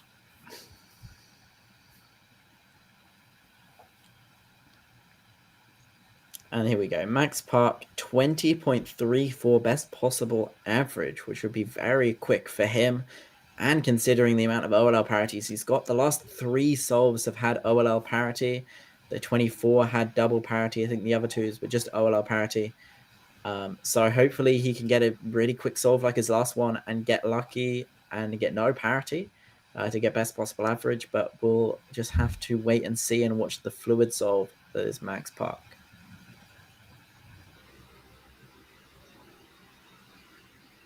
Solving on yellow once again, it looks like. Yes. Not the fastest edges. But no OLL parity this time, PLL parity, and a V perm. 21. That is a very strong average for Max Park. I think that's going to be low 21, probably similar to his first round average. Going to be ahead of the competition by over 6 seconds, I believe, which is absolutely ridiculous. And that is 21.2, 0.1 slower than his first round of 21.1, but still pretty quick. And I think a better than average for Max Park's 4x4 competition performance. Yeah, multiple 21s is very respectable, and obviously that's going to get him the win pretty easily. And I'm sure he's happy about that after getting a 23 average in the finals of World Championships a couple months ago. Yeah. All right, I think we're going to maybe have a couple last solvers, and then we'll have probably a bit of a break as they set up for the Square One finals. I don't believe we have any more groups for 4x4 second round as we're seeing Max Park now. Yep, and Square One's going to be the first of 5 finals that we'll be covering today. Afterwards will be Clock, and then 6x6 followed by Megaminx, and we're going to finish off the day with 5x5. Yes, although Square One will be the only final I'm commentating because I actually have to go to work after that final, unfortunately. So I'll try and sneakily watch it at work, but unfortunately I won't be able to commentate. But you will see me again tomorrow afternoon for the main finals, which I'm very excited for. 3x3 finals especially. That's going to be a tight competition, and it will be head-to-head as well. Always fun to watch a head-to-head final at these WCA competitions. I cannot wait. Sometimes people get outstanding performances in a head-to-head, and then sometimes even your top competitors can falter under the pressure. I'm definitely one to always choke in a head-to-head final. I don't know about you, Chris. I don't think I've podiumed. I think I've only podiumed once in maybe a handful of head-to-head finals, so I feel you on that, where the pressure definitely gets to me. Yeah, the pressure is so much different. It's so much different atmosphere in a head-to-head final, and you don't get much time to practice for them as well, because most people only get a couple of head-to-head finals a year, if that. Especially, most places only do it for national championships or maybe state championships and stuff like that. So it's hard to get used to them. I've done a fair few of them now, but still waiting to get a good performance in a head-to-head final at like one of my own national championships. I think Dylan is one who has struggled in head-to-head finals before and struggled to even make some finals as well. And it seems like he's broken that curse with his performance in the World Championship. So maybe he'll pull out something better tomorrow. Caleb Chen, unfortunately, did not make even the semi-finals at World Championships. So he's going to be looking to redeem himself by first making the finals and then hopefully getting on the podium, if not better. But that is all tomorrow. And today we've still got some very exciting rounds. Square one is going to be next. It's going to be all Brendan Dunnigan. It's going to be very surprising if he does not win. But I'm just excited to see him throw down some quick times. But then after that, we've got clock finals, which is going to be insanely quick and insanely tight as well. Fine margins in clock at the top level. One DNF at the start of the round can really throw a spanner in your works and make you a little bit worried about getting a DNF average. So I think that's probably going to be the highlight of the night. Yeah, and for everybody just joining us, we're about to start Square One Finals. This is going to be highlighted by Brendan Dunnigan, who easily won the first round and is probably, barring some crazy stuff happening, is going to win this final. He won the first round with a 598 average, and followed by Calvin Nielsen with an 814 average, and Benjamin Goschalk in the third place with an 839 average. We're excited to bring you Square One Finals coming up soon, and we'll see you right after this break. Hey, we're Speedcube Shop. We are your one-stop shop for anything cubing or puzzle related and have something for everyone, Nice. beginner or pro. If you want the best of the best, allow us to lend you our years of experience and consider one of our premium setup speed cubes.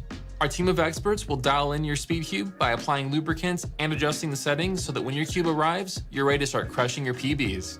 Have any questions? Our team is available via phone, live chat, or email to help get you on track. Tap the link to find your next challenge or upgrade and enjoy what we and many others consider to be the best shopping experience around. Cubers Live is your home for all things speed cubing. From exclusive interviews with top cubers and personalities, Dylan Miller, Maddie Nava, Tommy Cherry, to highlights from major competitions such as US Nationals, North American Championships, and the WCA World Championship, to podcasts you can listen to while commuting, studying, or even cubing, and of course, live streams from all around the Western region. If you'd like to support our efforts to make speed cubing exciting and accessible like never before, consider subscribing to our YouTube channel. Thanks, and enjoy the rest of the broadcast. If you're checking out this live stream because you have a child who has learned how to solve a cube and is thinking about competing, welcome. I'm Cube Mom, and today I will answer a common newcomer question. What do I need to bring to a competition? You don't need to worry about timers, scorecards, or equipment. The competition provides all of that. What your child needs to bring are cubes. Also, it can be a long day, so keep your child energized by packing something to eat and drink or buying something close by. And that's your Speed Cubing 101 today. Let's go! Want to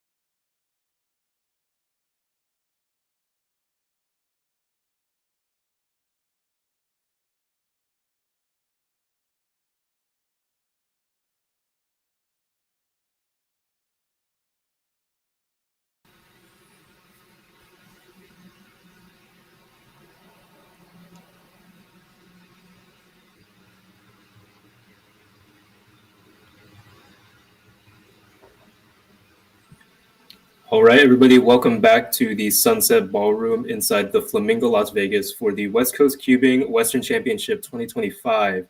We're just about ready to start with the first final of the day. This is Square One Finals. This is the top 16 competitors from round one, highlighted by Brendan Dunnigan, who won the first round pretty handedly, followed by Calvin Nielsen, Benjamin Gottschalk, Alex Bohawk, Kian Kline, Michael Young, Drake Richard, Alessandro Diamampo, Andrew French, Graham Siggins, Cade Beck, Michael Larson, Paul Mavi, Micah Yo, Shiloh De Espin, and Jaden Thompson. We're excited to bring you Square One Finals starting very, very soon. Yeah, Brendan Dunnigan is almost definitely going to be taking the winner here, but it just comes down to how much by. Brendan knocking on the door of sub 5 average for Square One. Had a great performance at the World Championships just almost a couple of months ago now. Wow, that's crazy. But behind him, Calvin and Benjamin both getting 8-second averages. They're pretty solidly ahead of 4th place. So it almost looks like podium's going to be kind of locked in place, but second and third, it could be between Calvin and Benjamin, and maybe if one of those have a bad performance, somebody could jump up into the podium. But I'm just excited to watch some Brendan solves.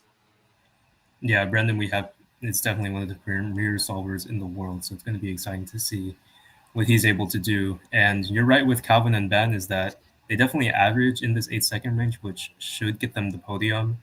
But Square One is a short event, and a lot of stuff can go wrong, especially with the hardware. If you get one single pop or if you accidentally DNF, that'll really, really put you in a bad spot. So for one of these 10-second solvers to come in and steal a podium spot. But I'm just about ready to go here. We're going to get started in a couple minutes, I believe. Yeah, Brendan's current PR average is 5.56, which when he got that, it didn't even win him the round at the Southeast Championships, which is crazy. But he got third place at the World Championships back in July in Seattle with a 5.8 average, which is a very strong performance. He was stoked to get that.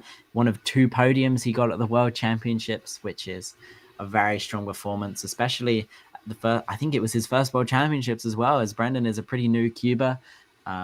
Got kind of started appearing on the scene in 2022 when he was getting North American records for clock, and now he is one of the strongest all-rounders in the world. I think he's close to nemesis-ing me, to be honest. I think it might only be a 2x2 single and a one-handed average that I've got faster than him, and it's only a matter of time before he beats those. And yeah, he's absolutely crazy. One of the fastest speed cubers within North America and definitely within the West Coast. And he just keeps on surprising us, I reckon. It's crazy. Yeah, and he's well past nemesis-ing me. I'm not the one to specialize in many events. And you're right, Brendan. It's extremely impressive to me that he's world-class at so many different events, especially for something like Square One that has gained a ton of popularity in recent years just because of new methods becoming more viable and with new hardware. He's able to stay at the top of the world and nab himself a podium spot at the World Championships. I'm excited to see what he's about to do here.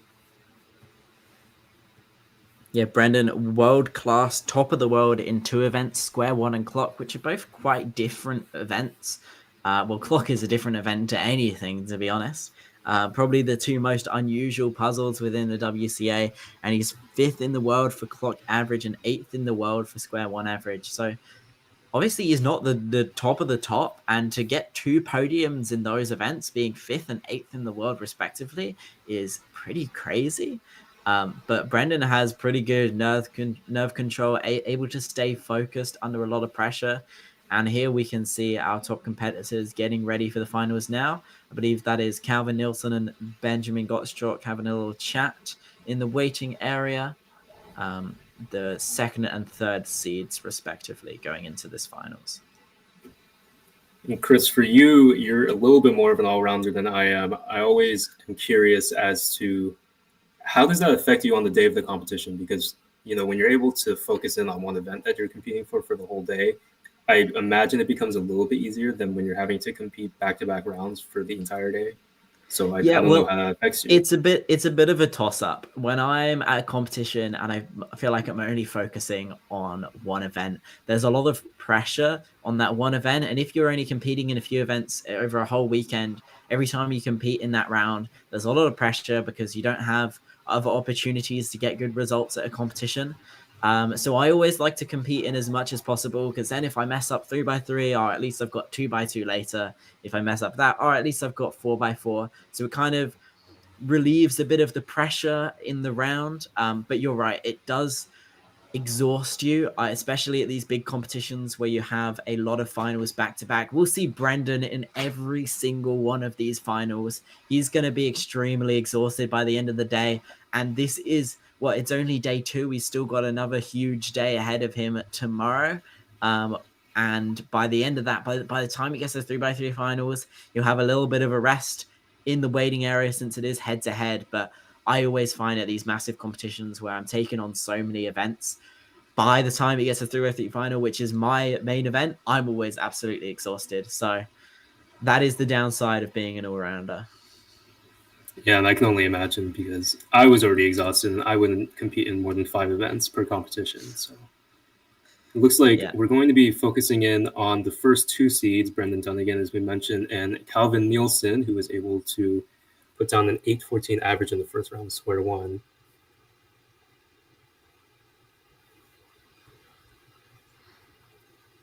And Calvin, probably one of the original people who decided to start using OBL and PBL. He's been a long-time square one solver, a long-time organizer of these events, and I'm happy to see him in this competition, performing at his best in the finals.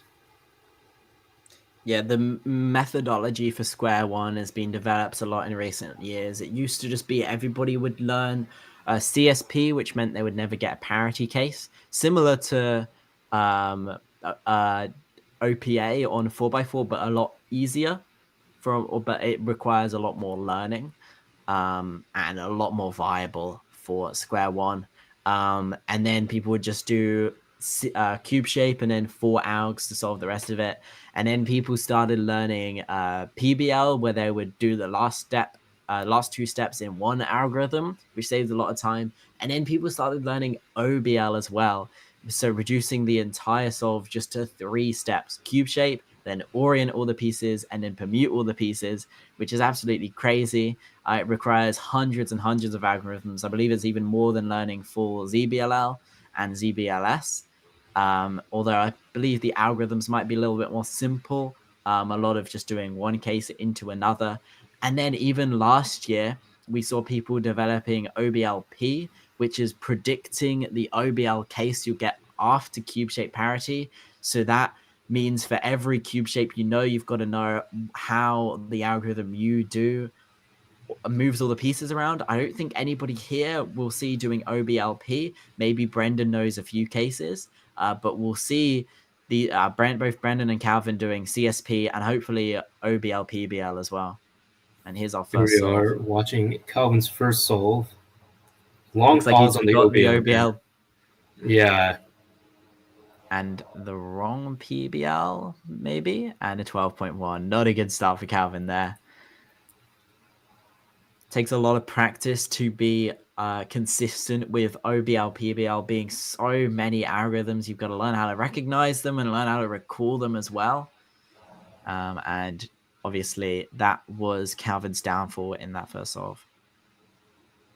And similarly to clock, we have special cube covers to prevent the square ones from being turned while they're being transferred between scrambling and the solving station, because square ones are very easy to move on accident.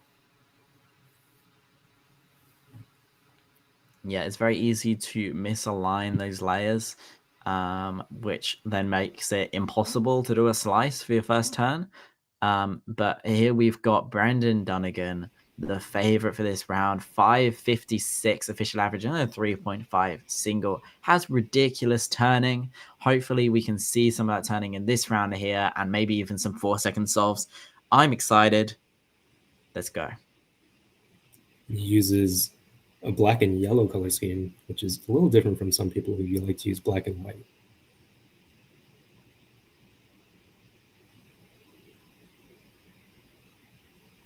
A little bit lucky towards the end of that solve, but it's a sub 5. That was a sub 5? Yeah. He locked up a little bit on the last turn there, was in danger of plus 2ing, but he's still able to get a 493, and that's a fantastic start to his average. And he's happy with it. He knows he probably could have turned it a little bit faster and a little bit smoother, but still a sub 5 to start. That's over half a second better than his PR average. A great way to start the finals for Brendan, who's been not doing great the last few rounds. We saw a high 6 average in the 3x3 second round and then a 28 average in 4x4 second round. So starting to redeem himself now at the start of Square One finals. And similarly to Max, who's pretty much guaranteed to win 4x4, for Brendan, it's the same story here where he is just trying to break his own PR average and let alone win the competition. Especially this is his first competition since World Championships competing in Square One. We'll see if he's able to keep up the momentum from that World Championship in this competition.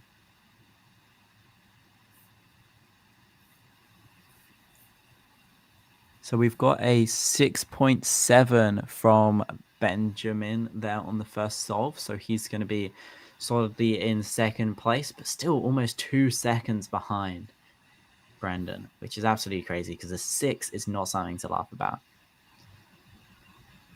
Looking like a better solve here for Calvin. Yes, it does. Oh, but did he get parity there? Oh, and the huge block up there.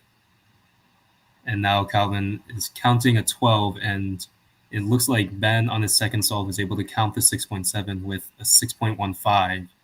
Wow, I think that could probably just put Calvin out of the podium already, unless he starts getting a few 7s or something like that. I think it's going to be tough for him to recover. And I think that's going to almost secure first and second with Benjamin already counting a 6. Unless he bottles it on the last 3 solves, I think he's going to be doing all right. We should almost ask him to swap places. There we see Benjamin with 6.15. And looks like that we switched the camera angle to zoom in on him while Brendan's not solving.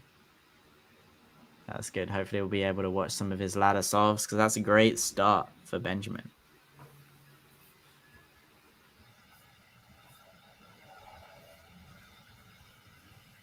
Brendan preparing for his second solve here.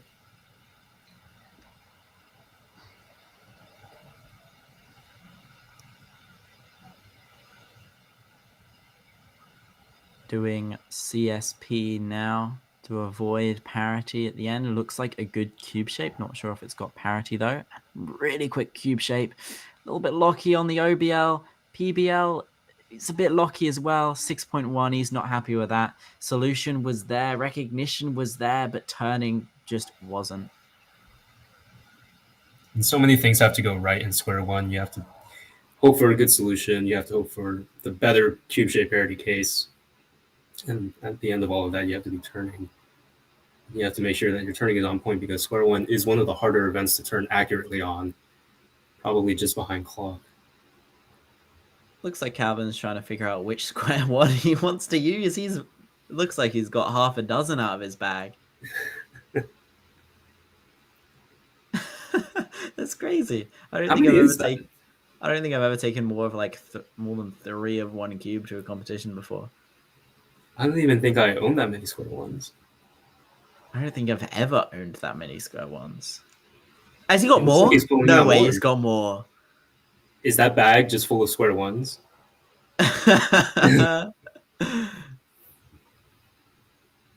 Looks like he's trying to find another one. He's like a magician. Yeah, it's never ending. No, it doesn't look like he's got any more. Anyway, here we go. Benjamin Goschalk started with 2 6s. He has a 6.48 official average, so 6s aren't as good for him as I thought, but still could be on for something good if he gets a few more 6s in this round. This solve looks good, and that gives him a counting 6.15, and I believe just one more good solve in the last 2, and he could get a PR average. He's definitely in a good spot to get a PR average. He's even in a good spot to put some pressure on Brendan. Brendan can't just let off the gas pedal here. He actually needs to put down some good solves. Benjamin's second solve was faster than Brendan's. And although we haven't seen Brendan's third, yeah, you're right. It definitely puts some pressure. He can't just ease up. You can't go all out because a wrong AUG or a big lockup could even cost him the win if Benjamin keeps this up. It looks like Calvin's finally selected which square one he's going to use. Did it even look like he traced there? No, I don't think he did. Just hoping to not get parity. And it looks like he didn't. 10.33. Calvin might be in danger of falling out of the podium here. Yeah, definitely. That's counting a 12 and a 10. Well, hopefully counting the 10.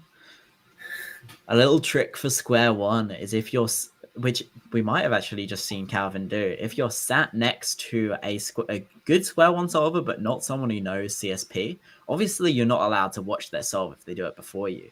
But you can listen and you can look at the times. So you can often find, know if they've got parity or not. And almost everybody does the same solutions for cube shape. So maybe what Calvin did is notice that the guy next to him who doesn't use CSP didn't get parity, decided not even to trace. I don't know. But it's a little trick, which is kind of pushing the borders of cheating, but it's not.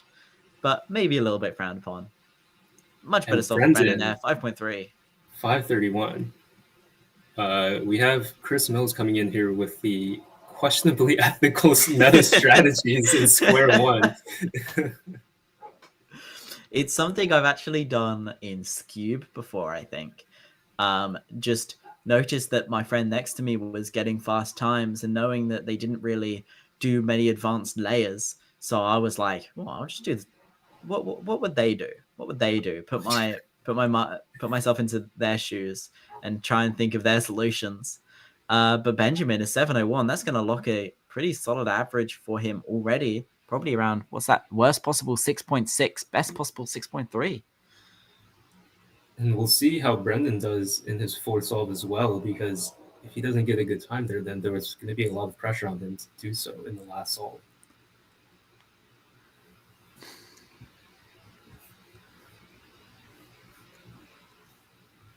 And here we go with Calvin's final solve, I believe.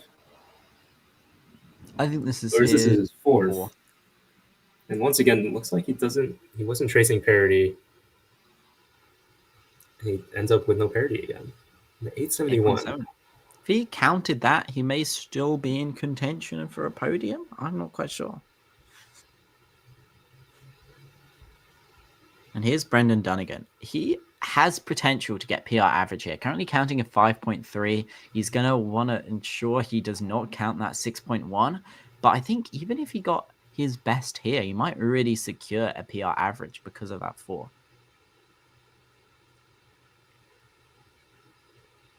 That was quick OBL.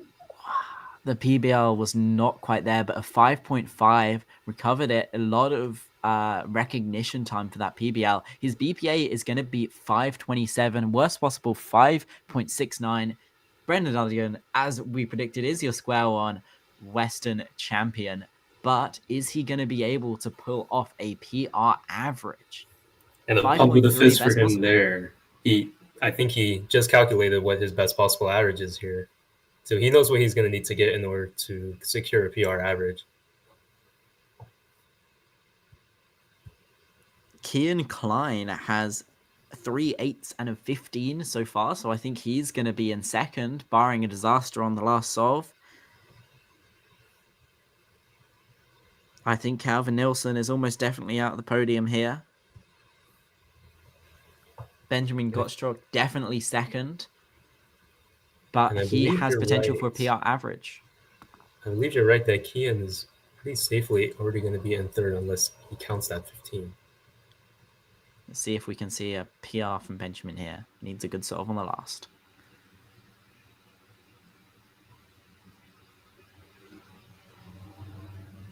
Not going to be it. He's getting a worst possible average, but still very consistent solving from Benjamin. He's going to be second place at the Western Championships for square one with a solid sub-7 average. And what a step up from him going from an 8-second average in the first round to a 6.6 average in the finals to secure second place for him. We were wondering if it was going to be Calvin or Ben for second place, and Ben handedly was able to get second there. Here we go. Brendan Donegan got his square one for his last solve, has already secured the win, already secured a fast average, but has potential to get a big PR average. 527 is his BPA. He's going to need probably just a sub 6 to get PR average, and we know he's capable of this. We haven't seen some great times on this last scramble, but it's Brendan Donegan. Let's watch this.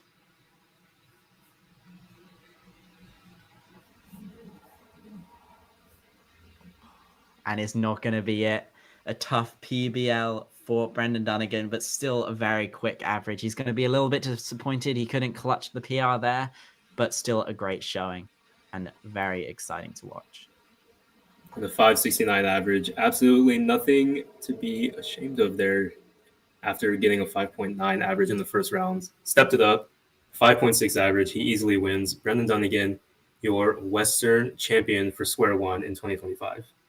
And Benjamin Gottschalk getting a 662 average is going to be in second place. And in third place, Kian managed to hold together for the final solve despite having a 15 looming over him with a subline average of 876. And Calvin Nielsen is going to be a bit behind with that rough start, and he's fallen down to fourth place.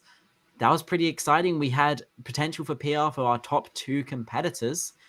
And that was square one finals. Up next, we've got clock finals, but I'm going to have to say goodbye as I've got to go to work. But I'll be back tomorrow for our finals tomorrow afternoon. It's been a pleasure commentating with you, Chris, and enjoy the rest of the finals.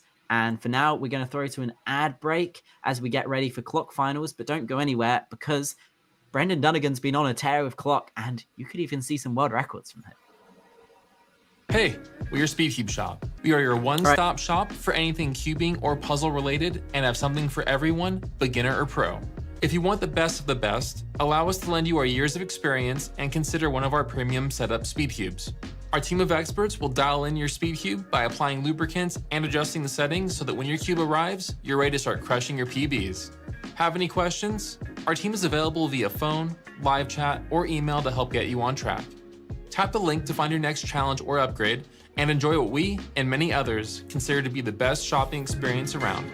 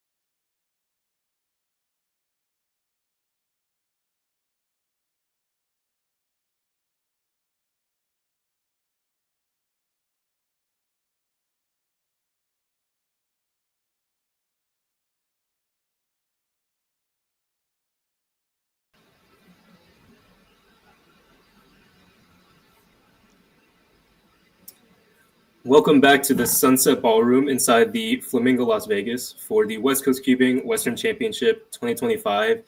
Now sharing the booth with me, Alyssa Esperaz, for the clock finals. We are going to be looking at, for the clock finals, we're going to be looking at Alessandro, Sebastian, Jaden, Brendan, and Alex for our top 5 seeds. The first 4 seeds are all eligible to win the Western Championship title, especially Brendan Dunnigan, who is gunning for the world record average, although he did not have the best performance in the first round, getting 4th seed when he's probably expecting to win this competition. But we're going to have some stiff competition in this final round for clock. Yeah, absolutely. I think definitely Brendan, obviously a favorite to win, but being in that 4th seed, a little bit surprising. So we'll see what he puts down here in the final. And yeah, glad to be joining you, Chris, from inside the venue. It's been a really good competition so far. Yeah, I'm a little jealous that I couldn't be there this weekend in Las Vegas, but things didn't align for me to come down home. Were you also at the UCLA competition last week?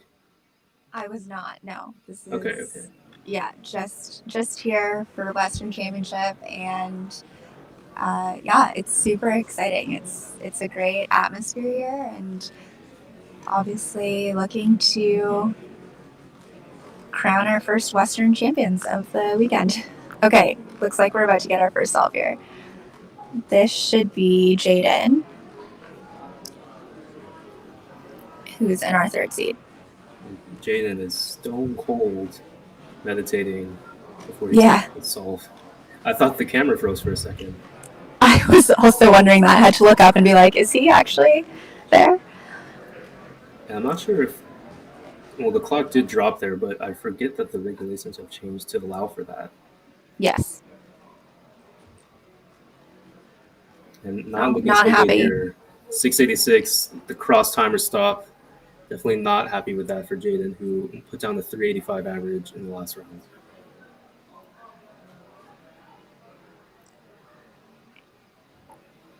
This is our 1 seed, Alessandro. Well, 456, much better, although 456 is worse than his worst solve in the last round. I imagine that the nerves are palpable for these competitors, especially for clock, which is probably the toughest event to turn. It is one of those things where anything can happen, as we saw in the first round. And so here's Brendan, again, the favorite, but in that 4th seed because anything can happen in clock. Ooh. A bit of a fumble on the cube drop there. He's still able to get a 314 as we look at Sebastian's first solve as well. Sebastian also not very happy with his first solve of 437. So as we said, look out for Brendan. Even though he's in the 4th seed, he easily did the best out of the first 4 competitors. Brendan's been looking to get the world record average for quite a while now, so we'll see if he's able to do that here.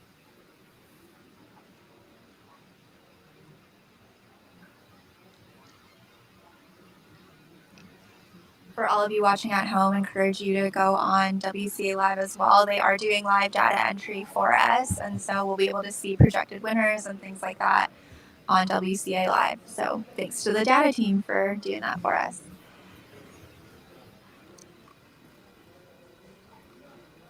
As I mentioned in the last round, we're using especially 3D printed cube covers in order to prevent the clocks from being turned or dropped in transfer. It's something that I believe has really helped on the organizational side, because clock dropping during inspection, same with square one, moving during transfer has always been a problem. And so these covers have really helped with that. So hopefully after that set of first solves that we saw, nerves are out, and we'll take a look at what the rest of these averages look like. Alessandro making sure to fiddle with his camera before he starts inspection. You never want to see somebody get DNF for touching their camera during inspection. It looks like he's having some trouble here, but it's time to ditch it all together. He's on stream. He'll have video of it. Okay. The fantastic solve 264. Yeah. Much happier with that solve. Oh, and I guess, Brendan's first one was a DNF, which we did not catch initially. It's hard to catch it on the overhead camera. It's hard to see like all the dials. Okay, well that puts Brendan in a tricky spot now. Obviously, he needs to make sure he gets a success on these last four. 225, fantastic solve from Brendan, and looks like we're good as well. We have the second seed, Sebastian Stone. Sebastian with a 437 in his first solve, which was good.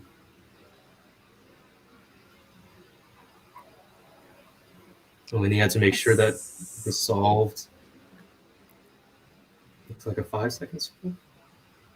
Yeah, it's 5:39, which not good considering that his first solve was 4 seconds. We got the thumbs up though. At least it's not a DNF.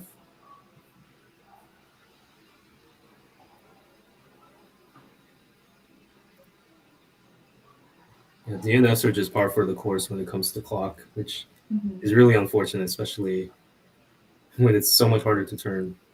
Just a single miss turn off, and it's a DNF.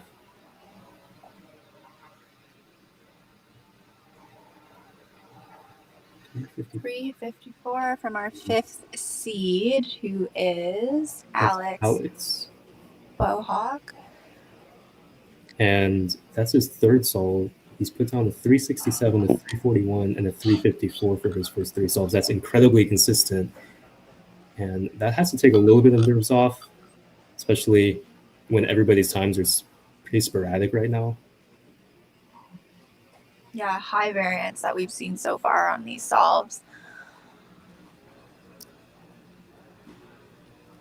But Brendan, so far, with the best single that we've seen, 225. Brendan is just in this interesting position with a really good single, but that DNF hanging over him as well. And so it's kind of like these last three, anything can happen. Yeah, that best and worst possible average is going to look pretty crazy. Yeah.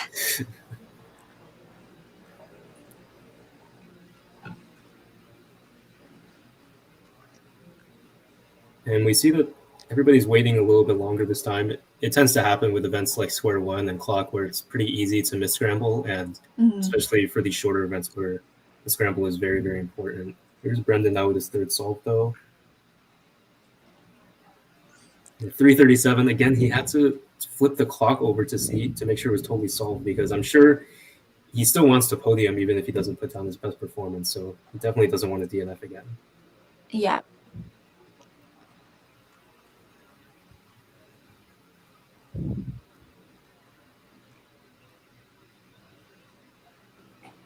Alessandro's third solve at quick solve.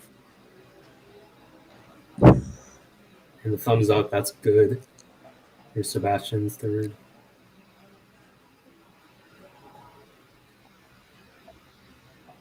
A little bit slower there. 425, taps up whoever's next to him.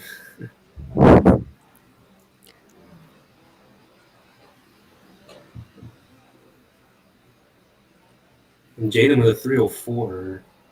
Is that the previous solve? Yes, it was. That's the previous solve, yeah. Yeah.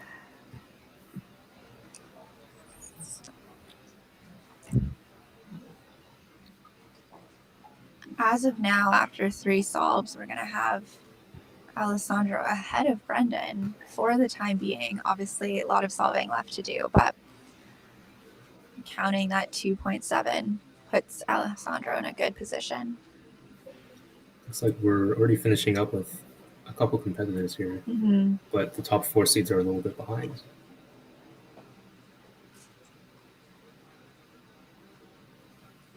Alex's fourth solve, unfortunately at 598 after he started with 3-3. So it is going to come down to the last solve for him. His best and worst possible averages are going to be pretty polarized. Yeah.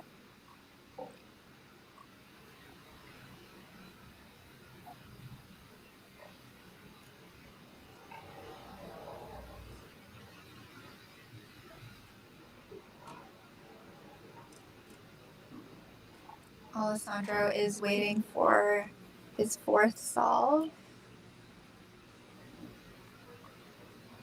Using the towel to keep his hands dry. It's a favorite strategy among top cubers, although it just sometimes I just can't figure out the sweat on the hand issue. Only wipe your hands so much before you gotta just pick up the cube. So yeah, and then you immediately start swinging again. Yeah, again, yeah. Okay. Brendan's fourth solve, currently counting that 3.3. Obviously, we'll be looking to count a few faster solves here. And again, that DNF hanging over his head.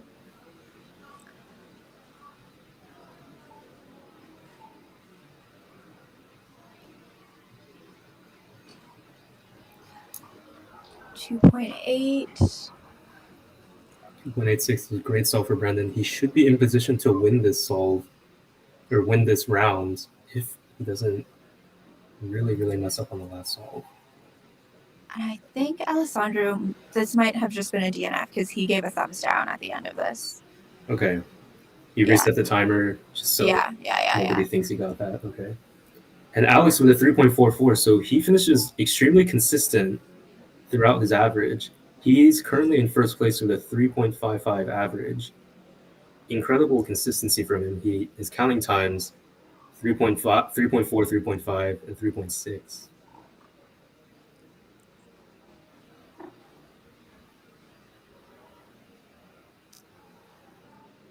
Sebastian with a DNF. Interesting. So actually, with those DNFs from Sebastian and Alessandro, I do believe that Brendan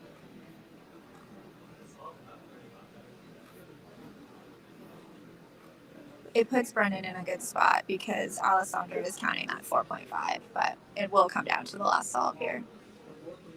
Yeah, Alessandro and Sebastian, they don't have that advantage of Brendan's DNF anymore. They all have DNFs. Yeah.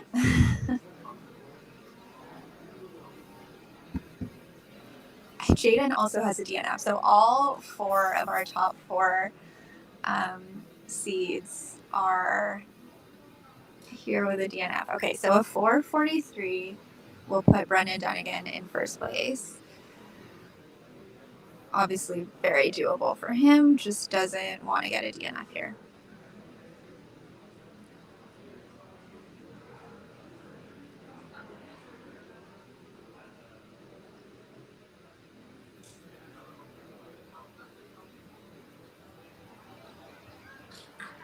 The 261, we have to wait if it's good. Well, Alessandro with a 368, and I think he knows that means it's not going to win it for him unless that was a DNF. Then that would be really unfortunate. A nice fist bump. It looks like Brendan knows it's good. He is going to be slotted into first place with 295 average, which is worlds beyond what was first in the last round. So he's in a good spot as long as Sebastian.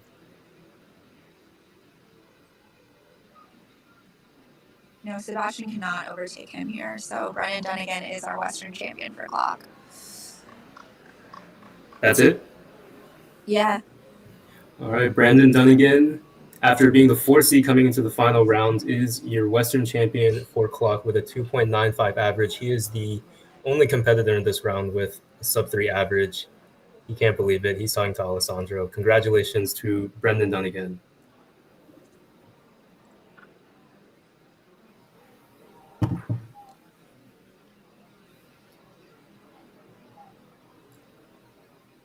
And Brendan, with that win, is now 2 for 2 on Western Championship titles as he was able to take Square One finals in the last round. Back to back finals as well. Like that's not that's definitely a big deal to just go straight from winning in one event and then go straight into your next main event. So congrats to Brendan. And he just keeps going. He'll be in the next final as well. We've got 6x6 coming up, and Brendan is the 2nd seed. Put down a PR mean in the first round of 6x6, 122. Just 3 seconds behind Max Park, actually. Yeah, it's going to be a little bit tougher. Brendan is not really the favorite to win 6x6 finals. No. But like you said, a 122 mean is actually there, and he has a chance if Max doesn't put down his best times at all. But we're excited to bring you 6x6 finals next, right after this commercial break. Hey, we're your SpeedCube shop. We are your one-stop shop for anything cubing or puzzle related and have something for everyone, beginner or pro. If you want the best of the best, allow us to lend you our years of experience and consider one of our premium setup SpeedCubes. Our team of experts will dial in your SpeedCube by applying lubricants and adjusting the settings so that when your cube arrives, you're ready to start crushing your PBs. Have any questions? Our team is available via phone, live chat, or email to help get you on track. Tap the link to find your next challenge or upgrade and enjoy what we and many others consider to be the best shopping experience around.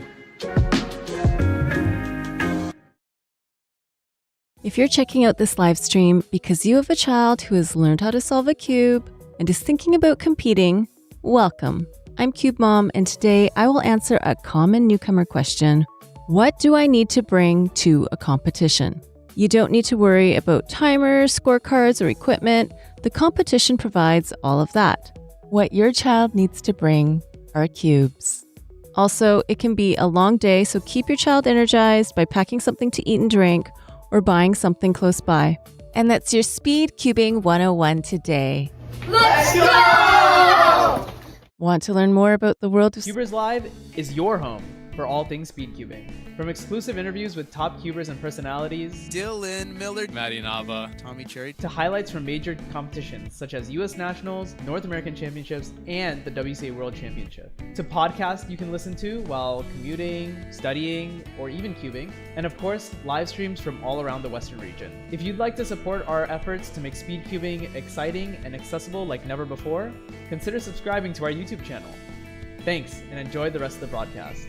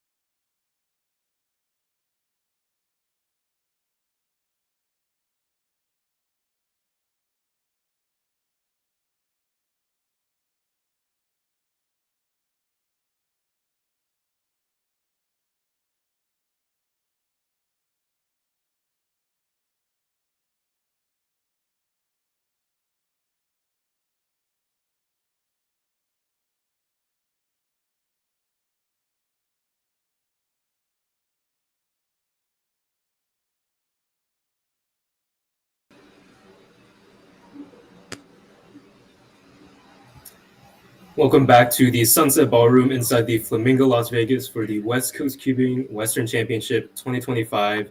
We just saw Brendan Dunnigan win Square One Final and Clock for his first two Western Championship titles of the weekend, but he's going to have a lot of work ahead of him because now we're moving into the 6x6 final where I imagine that the heavy favorite is Max Park putting down a 119 mean in the first round, followed by Brendan with a 122 mean, his personal record. Kevin Hayes is in the third seed with a 129 mean, and Paul Mavi on the outside of the podium looking in with a 135 mean. I can't imagine that the podium is going to be any different than Max, Brendan, and Kevin. but we'll have to see. Anything can happen in 6x6. Absolutely. And of course, Max Park is the favorite to be the Western champion for 6x6, but the rest of that podium is up for grabs with Brendan, Paul, Emily. Kevin is not eligible to be on the Western Championship podium, but looking to put down some good times here anyways as he gets set with his first solve. Fortunately, Kevin's got his Mountain Dew blocking the view, so we can see what's going on here.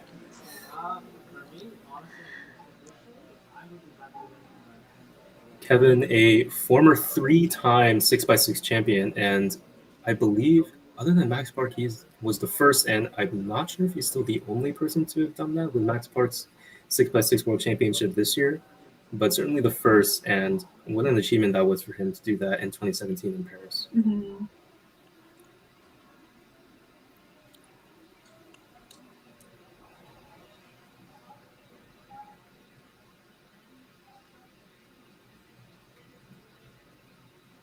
Kevin's certainly done with centers here. He's moving on to edges. He always says he likes to be done with edges just above the 1 minute mark.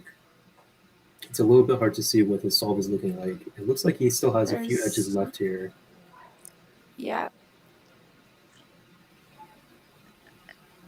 And maybe just now onto 3x3 stage, it looks like. You always have to worry about parities on 6x6. Onto PLO here, and a 127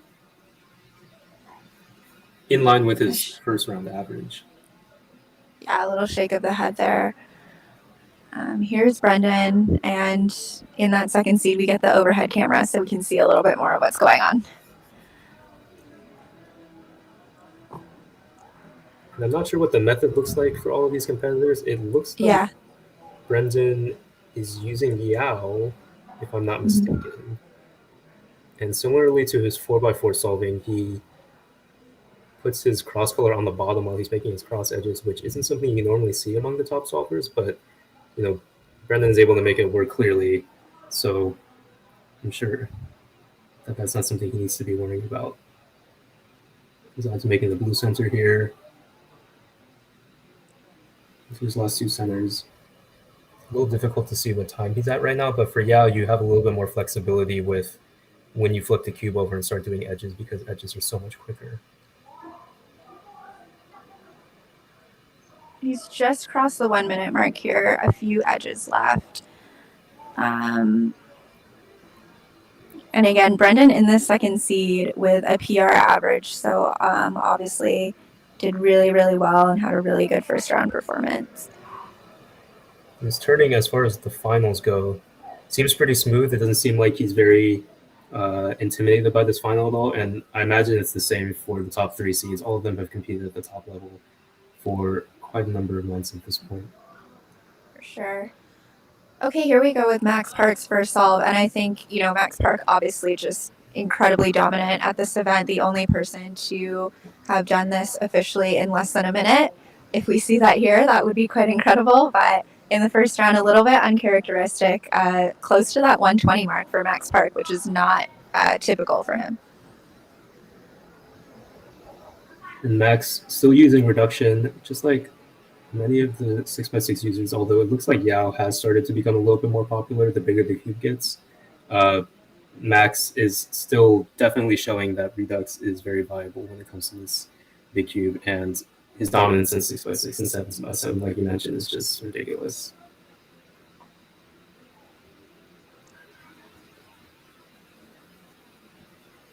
Looks like there's a couple fumbles here and there, but Max's turning is just so much faster than everybody else's that even fumbles here and there. He has one edge left to flip. He's doing it now as he moves on to his last slot and his last layer. He does not have Ola parity, and a 120 for Max. So even though that is pretty slow for Max, that's still the fastest solve that we've seen so far. And, Brendan's starting off with a 130, so that puts Max in a good position, even though he's not going to be fully happy with that. necessarily. And, Max is here and obviously wants to be Western champion, but I think Max, obviously, in this setting is wanting more than just, the Western champion title. He wants records. Yeah, I think Max is past the point of wanting podiums. Yeah. I have no idea how many medals he has at this point. Here's Kevin with his second solve. He is currently, from the first solve, is in second place with a 127, which I'm sure he'd be happy to get second in this competition, considering I don't think he practices very much anymore.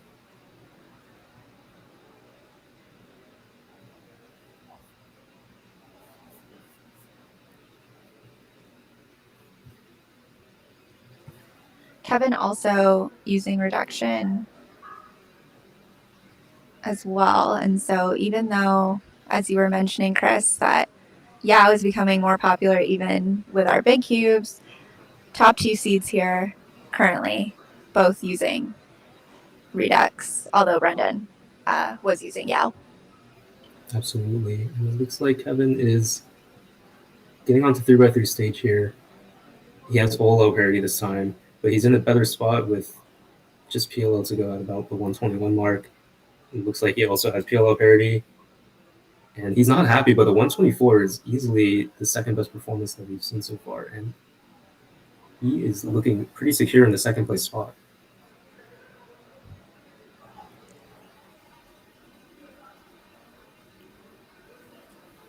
I think Kevin is definitely chasing and wanting those sub 120 times, and so both of those first ones not going to be too happy with them.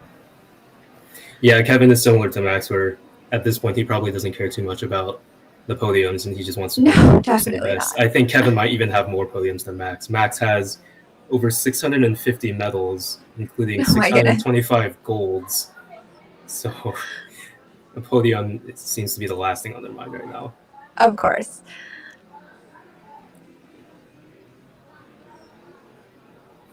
All right, we haven't been keeping track of Paul, but let's go to our live data entry.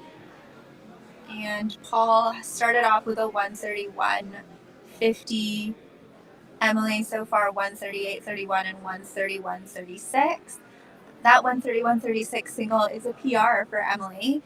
And both Emily and Paul are eligible for that Western Championship podium. And so we'll be looking to take that third place spot. Yeah, the low 131 mean is definitely in contention for third place for them, which would be huge.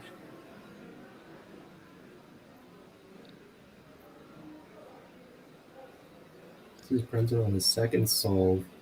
He's passed his cross edges so far. It looks like around the 35-second mark, working on that orange center for his first of his last 4. Incredible turning and fluidity here on these last couple centers. Yeah, I think, if I'm Brendan, I'm coming off of 2 wins and a couple events he obviously really cares about. And Brendan, an all-rounder in his own right, but I'm not sure that 6x6 matters as much to him as Square One and Clock did. So I imagine he's sitting down for these solves just thinking like, okay, I can just put down a good performance and I've already had a really good evening. And so I think we are seeing that in the turning that is quite smooth here. Yeah, all the pressure is off now that he's won the 2 events that he cares about the most. Yeah. And he does get parity here. That is a super interesting algorithm to do that PLO parity. And I couldn't quite see what the time was. It's a 129, so very in line with his previous solve. Brendan looking like he's going to get a low 130 average, which would probably put him in third place.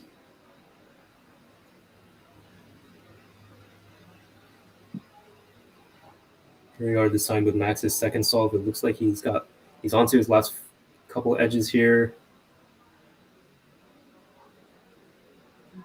Turning incredibly smoothly again. Once again, he's left that final edge so that he can figure out how to avoid Olo parity. That was a really fast 3x3 stage. The V-burn. A 107 from Max. He is so happy with that. A sub 110 solve.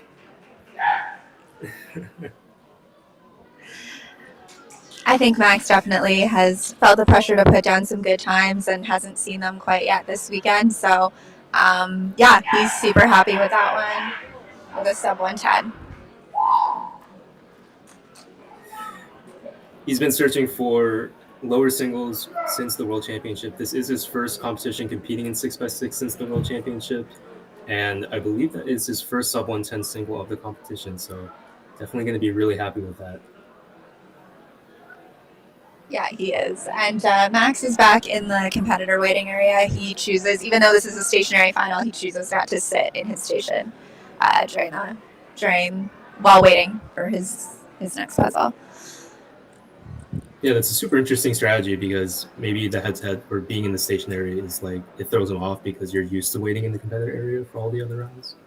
So definitely an interesting strategy there as we zoom in on Kevin's third solve. Finally move the Mountain Dew so we can see a little bit more of it. Did he finish the Mountain Dew or did somebody notify him that we can't see anything? I think he took a sip and put it down on the other side of the camera. Oh yeah, there it is.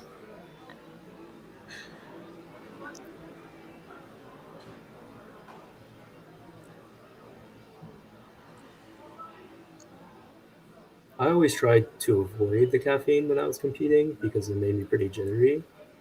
But that was also before I went to college and started drinking a lot of coffee. So I don't know if I would change that strategy nowadays because it seems like that's the only thing keeping me awake and alert. So I don't know if Kevin's always been doing that, but you know, I think the Mountain Dew is a staple for Kevin for sure. Okay. But I don't know. I guess it's working. It's worked so far in his career, I guess. So why change if it's not broke? Definitely. And he has a chance here to secure second place with a good solve. It looks like he still has some edges to do, though, and he's approaching the 115 mark. Now just getting to 3x3 stage. So he's shaking his head. He doesn't look like he's very happy with this, but still possible for him if he doesn't get any parodies. No OLO parody, PLO parody. Into a T-perm, and he's not happy at 128, but that is pretty securely in second place so far, depending on what Brendan's able to do in his last solve. Mm-hmm. All right, Max is coming off of a single that he was very, very happy with.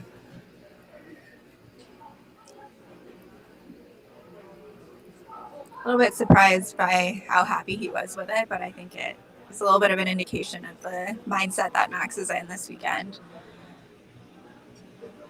Yeah, maybe a bit of a relief for him after he's been struggling a little bit in 6x6 in this competition at least. And for someone who is used to putting down world-class times, if he's not up to his own standards, then it could be a little bit hard. So to get past that barrier, maybe he's hoping that will propel him for the rest of the competition. And he's flying through this solve. He's already on 3x3 this is stage. looking good.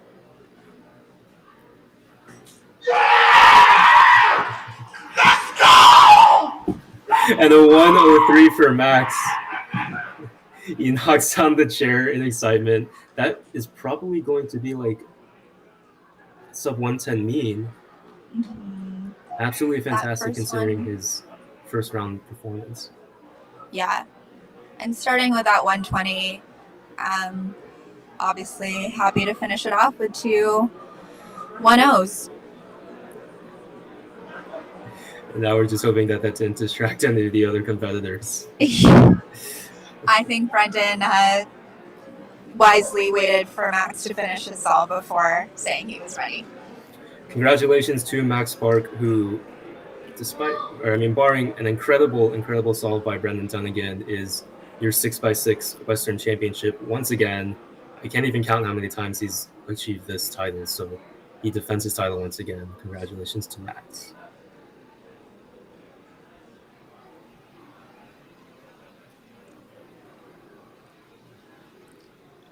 Yeah, projection mode on WC Live is telling us that Brendan would need a 31-second solve to overtake Max, so I think we can pretty confidently congratulate Max Park on being Western champion. Yeah, 31 seconds seems just a little bit out of reach, although it looks like he needs a 119 in order to secure second past Kevin Hayes, which is definitely doable for him as he was able to get a 122 mean in the previous round. I'm sure he knows this, and he seems to have upped his turning for this solve.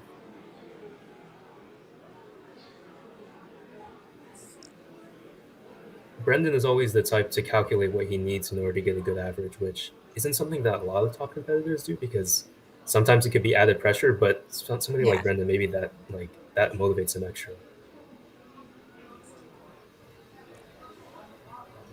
So past the 1 minute mark here already and not done edges, so I don't think we're going to see that 119.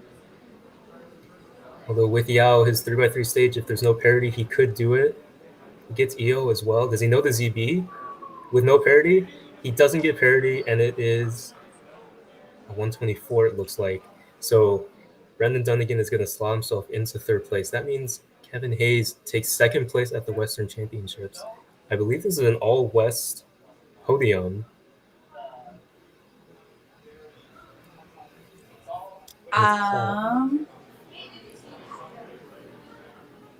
No, Kevin won't be on the Western podium. Oh, he doesn't reside in the West Coast. He's the Pacific Northwest. I see. Paul's final solve there with a 131. We'll see where that slots him, although is that his final solve or is that his second solve? No, that was just his second. I believe he had an extra, so Paul will still be. And Emily went with a 158 on her final solve, a little bit unfortunate after getting her PR single on her second solve.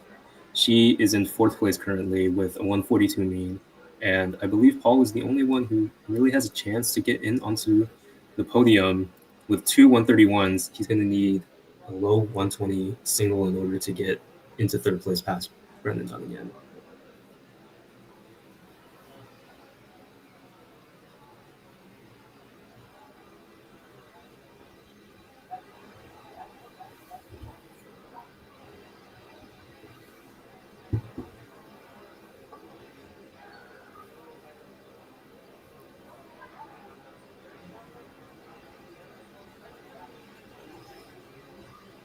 All right, so Paul will wait for his last solve, and in these kind of situations, it's a little bit tricky. Like the venue's starting to get a little antsy, and it's, they think everyone's done, but Paul still has a whole solve left, and so that's sometimes not the best environment to put down your best time on your last solve. But we'll see what he's capable of. Yeah, you're right. I remember there was this time when I was on Livestream when Felix and Max and all of these fast cubers were in the area for the first time in a while, and I was getting a lot of missed scrambles, and it just so happened that I was the last solve of the competition, and I wasn't doing too hot, and I wanted to put down a good time, but all these people just really got to me, and so definitely not the best spot to be in, especially when Paul is competing for a very competitive podium here. So 122 can put him ahead of Brendan Dunnigan.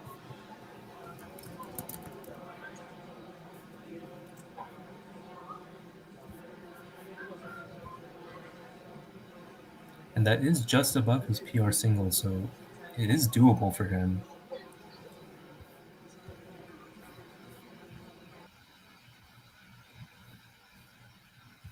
Although it seems like he hasn't gotten a sub 122 single in quite a number of months. Paul does compete a lot, so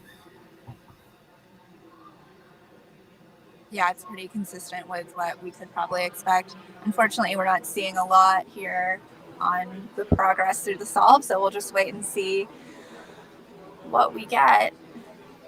Yeah, no overhead cam on Paul, so we're just looking at his warm-up bunny.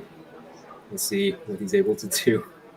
It's kind of settling back in, and yeah, again, being here in the room, you can kind of hear it is getting a little bit louder. People think the round is over even though it's not, so yeah, but he's got those headphones on, and hopefully he can just stay locked in to get to the end of the song.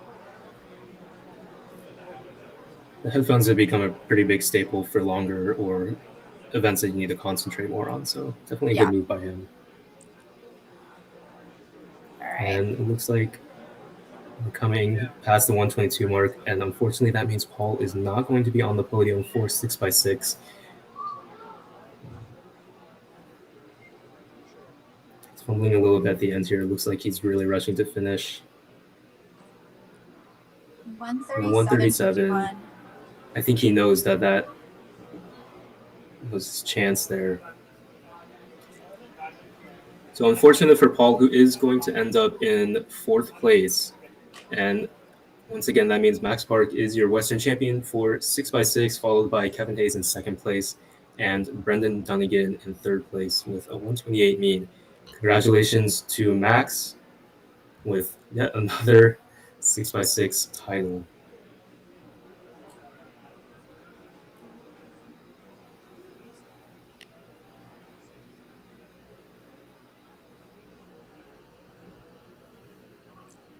All right, and that wraps up 6x6, and I believe we are going to cut to a break. Hey, we're Speedcube Shop. We are your one-stop shop for anything cubing or puzzle related and have something for everyone, beginner or pro. If you want the best of the best, allow us to lend you our years of experience and consider one of our premium setup speed cubes.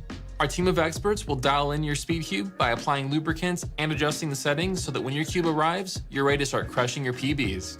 Have any questions? Our team is available via phone, live chat, or email to help get you on track.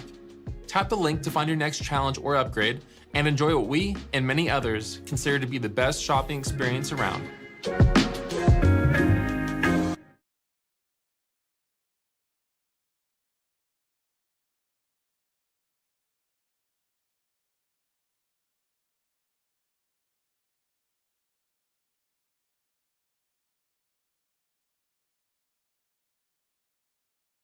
If you're checking out this live stream because you have a child who has learned how to solve a cube and is thinking about competing, welcome. I'm Cube Mom, and today I will answer a common newcomer question.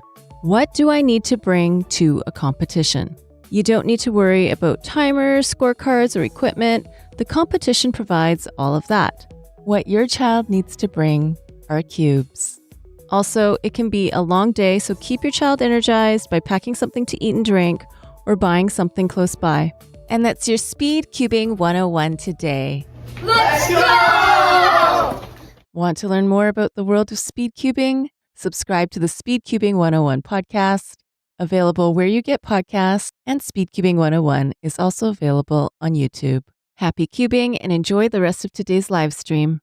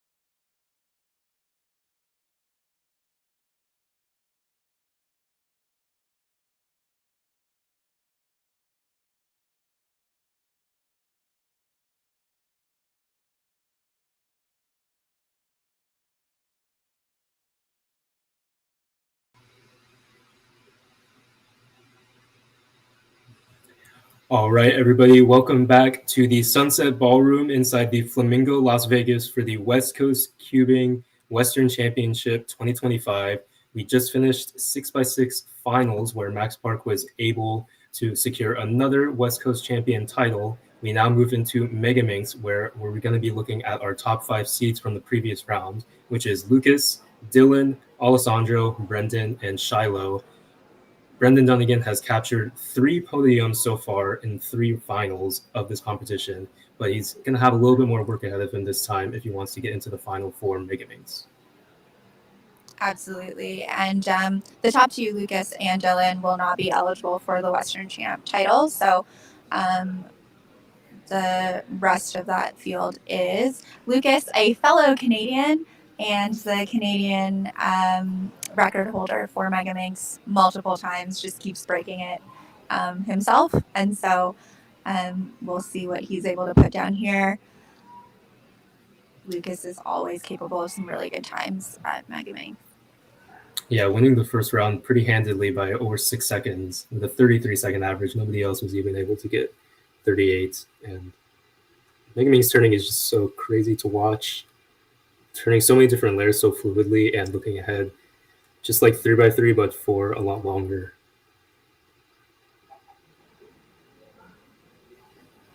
Again, you see Lucas quickly through this solve. The 30.06, he gets the thumbs up from the judge. There are no penalties. 30.06 is a great start for Lucas after a 33 average in the first round.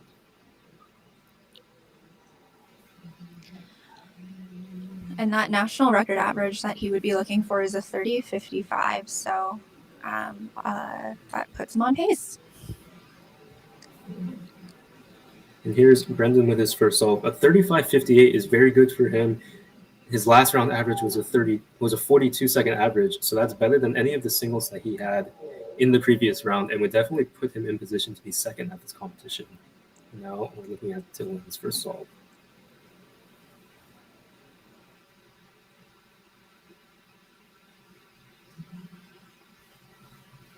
Many people who are good at 3x3 decide to do Megaminx as well, because oftentimes people say that if you're good at looking ahead during F12 on the 3x3, then you'll be well suited to be good at Megaminx. Although I personally tried doing the same thing and I can't fully agree with that. But here we go with Dylan.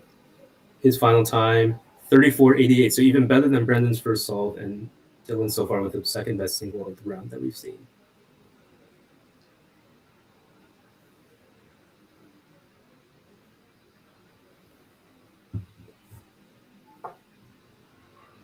And it looks like Dylan is also opting to just go back to the competitive waiting area, even though this is a stationary final.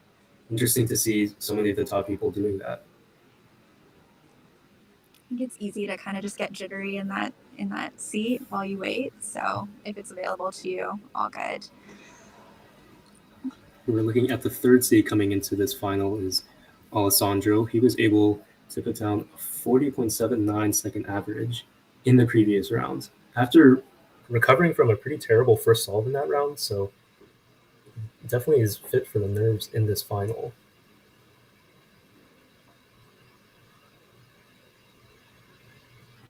It looks like he's on to last layer here.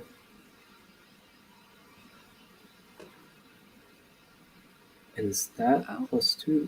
Yes, it is a +2. So that 41.06 turns into a 43.06, which certainly is not what he's looking for, as we're midway through Lucas's second solve.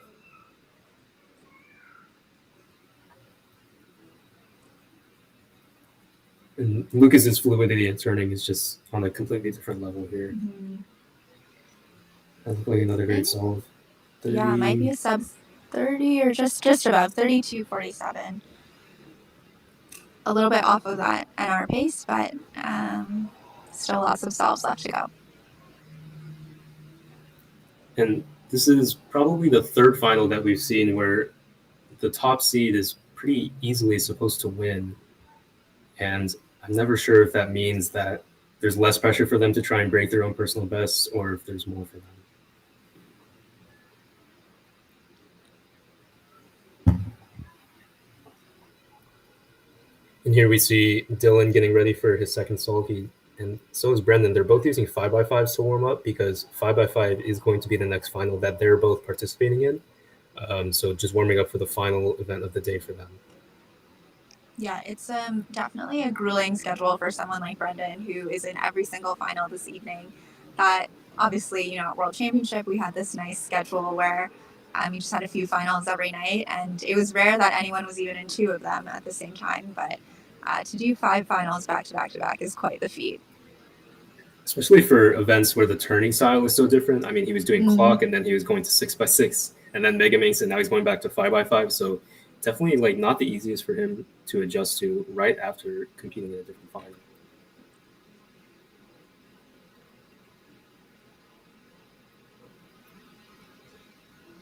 His turning seems to be pretty spot on in this solve. I haven't seen too many big pauses. Dylan definitely looking to get onto the podium. I'm not sure how happy he is with his 42-second average in the last round, but he puts down another 35. He seems pretty happy with that, and once again, he's making a bid for second place here if he can beat out Dylan, who we're watching now. I always appreciate that Brendan gives us the storyline and his reactions. Yeah, no, never a doubt as to how he feels about his solves.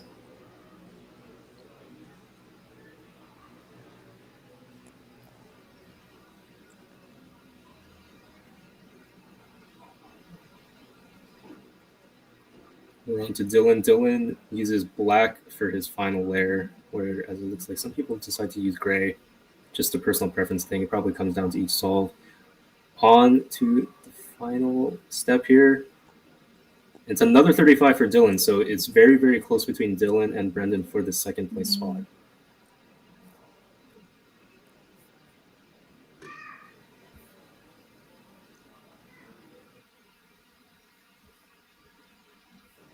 And here's Lucas's third solve. Once again, he is pretty handily in position to win this event. He's looking for NR average, which Alyssa, you said was 30.5? 30.5, yeah. Okay.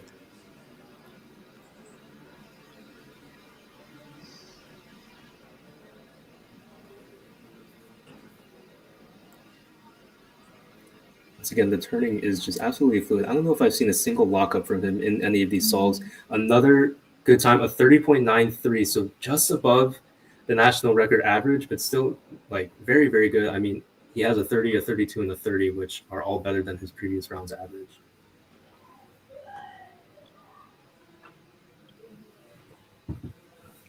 Yeah, Lucas is no stranger to big stages, was just competing at Worlds last year at NAC 2024 in Minneapolis. He put down a real good run for winning and becoming North American champion. Ended up in second place, but I don't think he necessarily expected that. Although, I don't know, I think some people would tell you, I always expect to win, no matter what the field looks like, and that's often a good mindset. Everybody has to believe that they have to win at some point.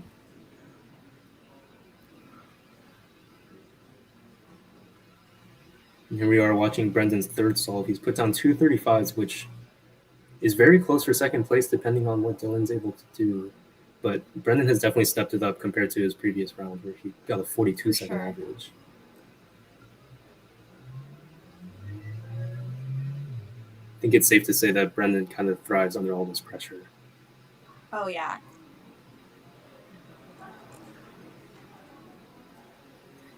And the quadruple fist pump for 36.06.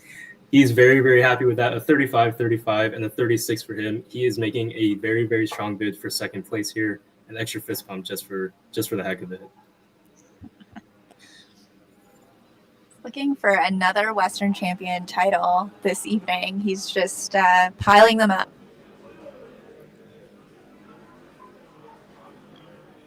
Now we're looking at Lucas's fourth solve. Still could be in the running for the national record average.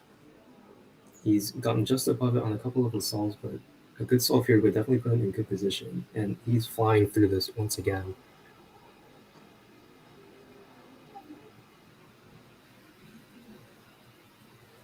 You're right, Chris. Just a lot of just really fluid in the turning from Lucas, which is always very much appreciated. Like, so good to see.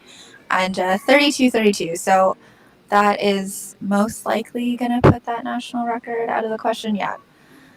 Best possible is now a 31-1. So, yeah, like you were saying earlier, Chris, it's like when you know you're going to win, you kind of are looking for those records. And so probably going to be a little bit disappointed there. But the consistency is there. His worst possible average is still 31. It's a high 31. So at least it was a consistent performance for him. And he definitely secured the win here, unless somebody gets a 17-second solve, which probably isn't going to happen.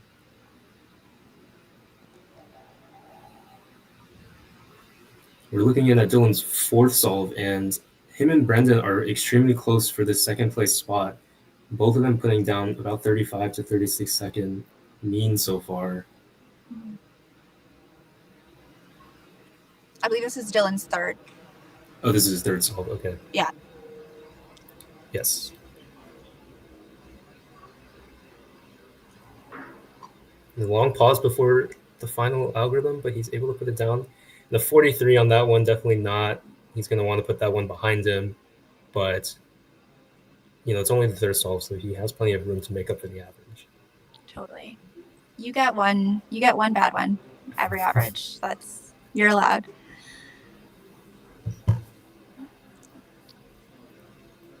Brendan here is going to look to continue a pretty consistent average so far, and as long as he keeps that consistent, then he will continue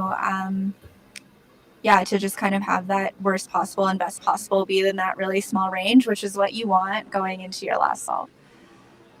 Yeah, and he's also been extremely consistent in his first three solves.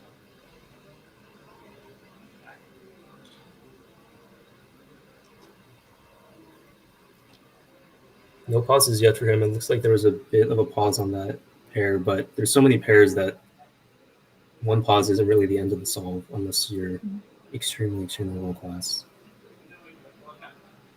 A little bit behind pace here, though, from his previous, and so this solve will kind of put him on par again with Dylan, that 40-something. And Lucas finishes off his average. Lucas's final time. We're trying to see here. He's already secured the win, and not the title for this competition, but he has won the event. A 30.14, his second best solve of the average. Congratulations to Lucas for winning this event. A 31.13 average, very, very good for him. 2 seconds faster than his previous round average. All right, here's Dylan. Dylan can put himself back on pace with Brendan with a mid-30, like a 35 here. And so thanks to production giving us the numbers above, and we'll track the battle between these two for second place. Yeah, that's clutch. If Dylan's able to put down a good time here, then the 3 and the 4 were pretty much swapped, and we're back to being extremely close. No big fumbles yet for Dylan. It's a little hard to notice, especially because I'm not the best Mega Mix solver.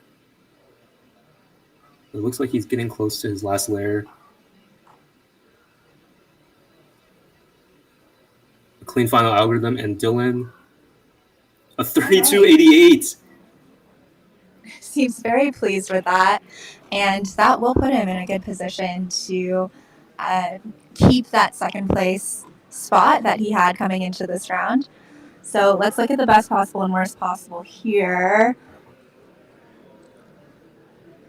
It's extremely close. They're both at 34. So close. 35.54 best possible for Brendan. And so if Dylan locks up his best possible, he does lock up that second place spot, but we'll just see what happens, and it will come down to the last solve for these two solvers.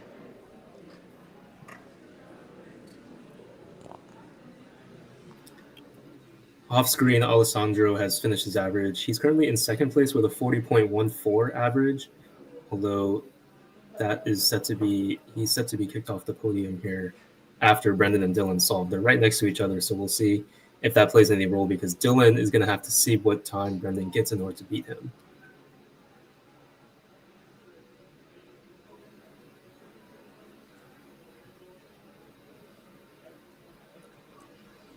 Brendan does need to get a good solve here. His worst possible will put him out of it.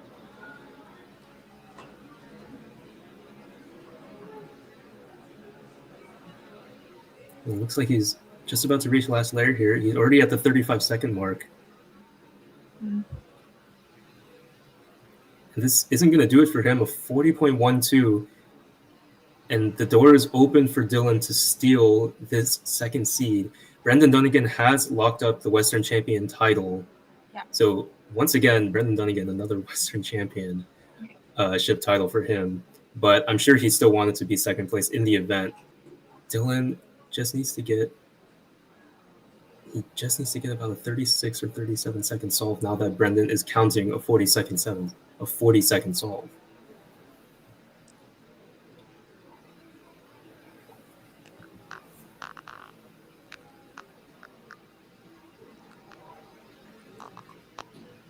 All right, I believe we will try and get for you what Dylan needs here to jump ahead of Brendan. But his worst possible average will not do it, so it is not locked up for Dylan, that second place spot. 40.89, thank you, production team. And similar to Brendan's final solve, a 40-second solve is what's going to do it for him. There's a little bit of a pause there,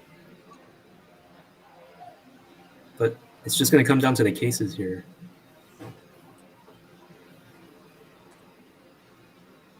Dylan onto the final step. And I believe he got it. Is that 38? It is. It's a 38-39. Dylan Miller is your second. He's your runner-up in the Megaminx event. Brendan Dunnigan still your Western champion for Megaminx. But what a performance from Dylan, knowing exactly what he needed to beat in order to beat Brendan, and he is your second. He's second place for Megaminx. There we go. And so our podium is Lucas with that 31-13, Dylan 36-42, Brendan 37-25. A tight battle for that second place spot and rounding out that podium. Brendan Dunnigan is once again a Western champion this evening in Megaminx. And rounding out the West podium are Alessandro Diamapapo and Shiloh Despine, both on that Western Championship podium. So congratulations to all of our competitors in Megaminx. The great performance that we saw from this group. All right, we are about to see 5x5 finals. It's going to be the last final of the evening. It's been an exciting one already, and I'm actually going to be swapping out, and after our break, you will be joined by the one and only Michael Rosenkrantz. If you're checking out this live stream because you have a child who has learned how to solve a cube and is thinking about competing, welcome. I'm Cube Mom, and today I will answer a common newcomer question. What do I need to bring to a competition? You don't need to worry about timers, scorecards, or equipment. The competition provides all of that. What your child needs to bring are cubes. Also, it can be a long day, so keep your child energized by packing something to eat and drink or buying something close by. And that's your Speed Cubing 101 today. Let's go! Want to learn more about the world of speed cubing? Subscribe to the Speed Cubing 101 podcast, available where you get podcasts, and Speed Cubing 101 is also available on YouTube. Happy cubing and enjoy the rest of today's live stream.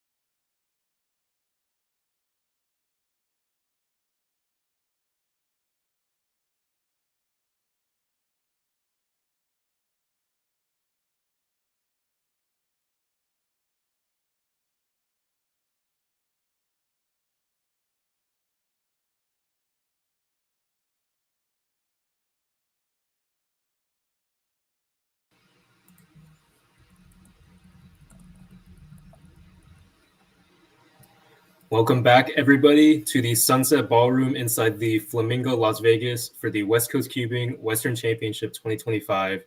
We're so excited to bring you the final of today. It's 5x5.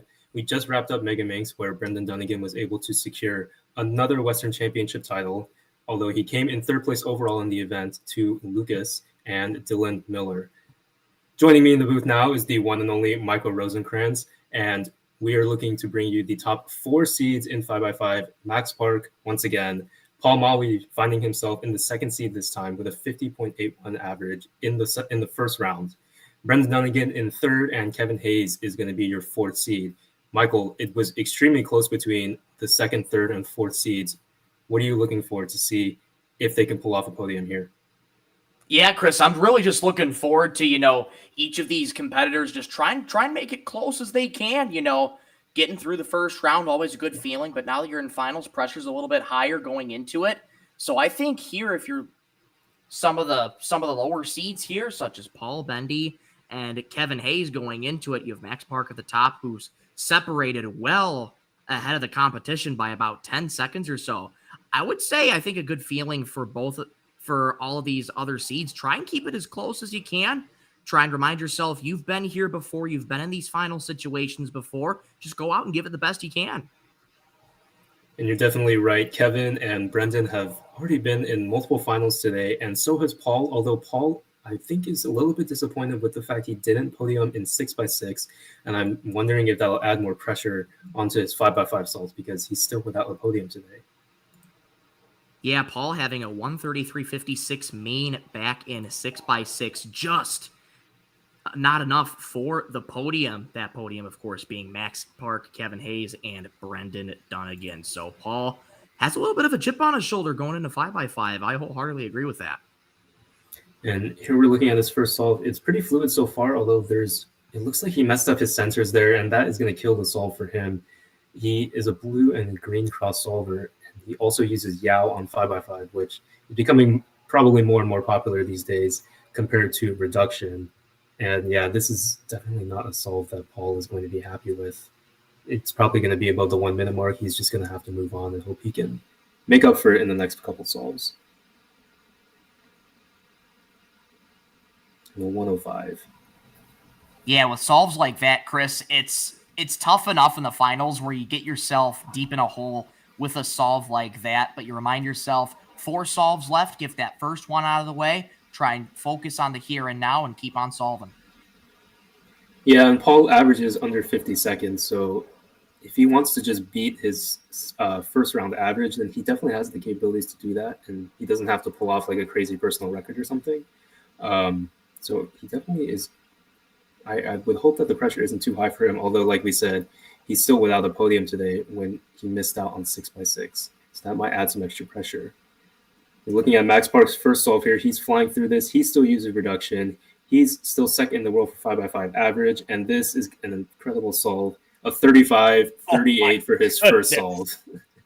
I mean, what is there to be said about Max Park? He's just absolutely incredible. Whenever you just think, what more can he do? He just constantly proves himself, and a 35-second solve already off to a fantastic start. Kevin with a 46 on his first solve, which is the second best that we've seen, and still somehow 11 seconds slower than Max. And it just doesn't make any sense. This guy, like, it really doesn't. I mean, Kevin Hayes, notorious for his high caliber solving for big cubes, and now when you're looking at Max and just seeing that far of a spread from one record holder to another, it's just incredible when you see it each and every time. It doesn't get old every time you watch it. Yeah, and I don't think it'll ever get old. Max is still somehow improving as well. He's looking to take back the world record average from Timon Koloczynski, who was able to pull off that world record average in the finals of World Championships just a few months ago, which it's crazy to say that was a few months ago because that was an absolutely exhilarating final for the both of them. Max didn't even do poorly in that final. He got a 36-second average, and he wasn't able to win.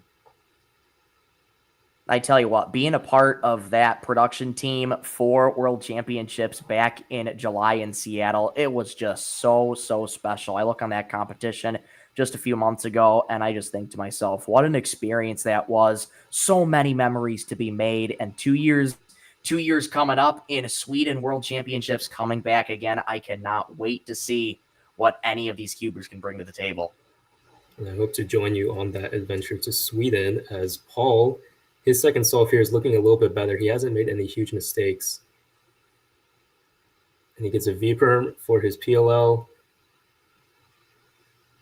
53.13 is not really going to do it for him. He is looking to get a sub 50 single on every single one of these solves if he wants a chance at second or third place. Yeah, much better than his first solve. But again, Chris, you hit it right in the head. Sub 50, Paul is kind of known for those times that he can get. So looking to get back on the right train here. Brendan with a 44.55. Yeah, 44.55 is great for Brendan. That is a bit of a relief for him, who he wasn't able to get that sub 50 average in the first round. But looking like he's pretty comfortably going to get that here. Same with Kevin if he's able to pull off another 46-second solve.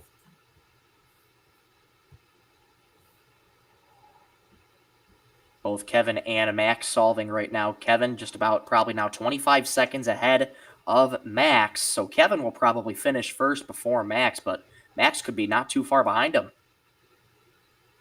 Yeah, Max probably has like an 11-second lead over him. So we'll see if he's able to accomplish that. But like we said, for those just joining us, it's really just who's going for second and third here. The second, third, and fourth seeds were all within 1 second of each other in the final round. And we just have Max, who is 10, 15 seconds ahead of everybody else.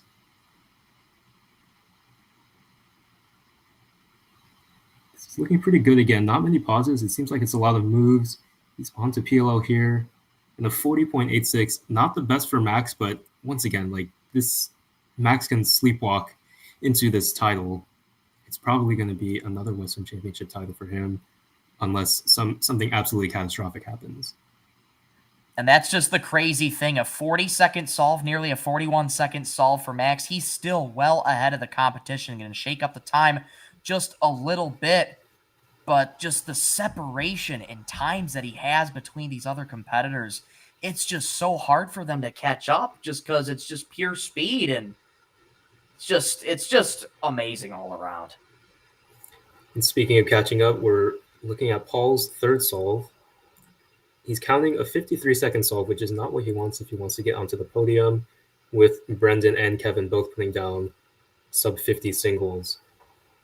He's going to need to make up some ground here, either with a 45 or 46, if he wants a chance at his first podium of the weekend, I believe. Off stream, Kevin getting a 48.72 for his second solve. Paul working on finishing up those centers just now. Paul and Brendan, of the top four seeds, are the two people that use Yao, and I don't think it was always that way. I think Paul might have recently switched the past couple of years to Yao as it's become more popular for 5x5 solvers, but he didn't quite solve his last couple edges there. Maybe he didn't know the case for the last two edges. And accounting 53 now for Paul, he's definitely going to need to make up a lot of ground in his last two solves. Exactly. Back-to-back 53s, counting one of those 53s right now.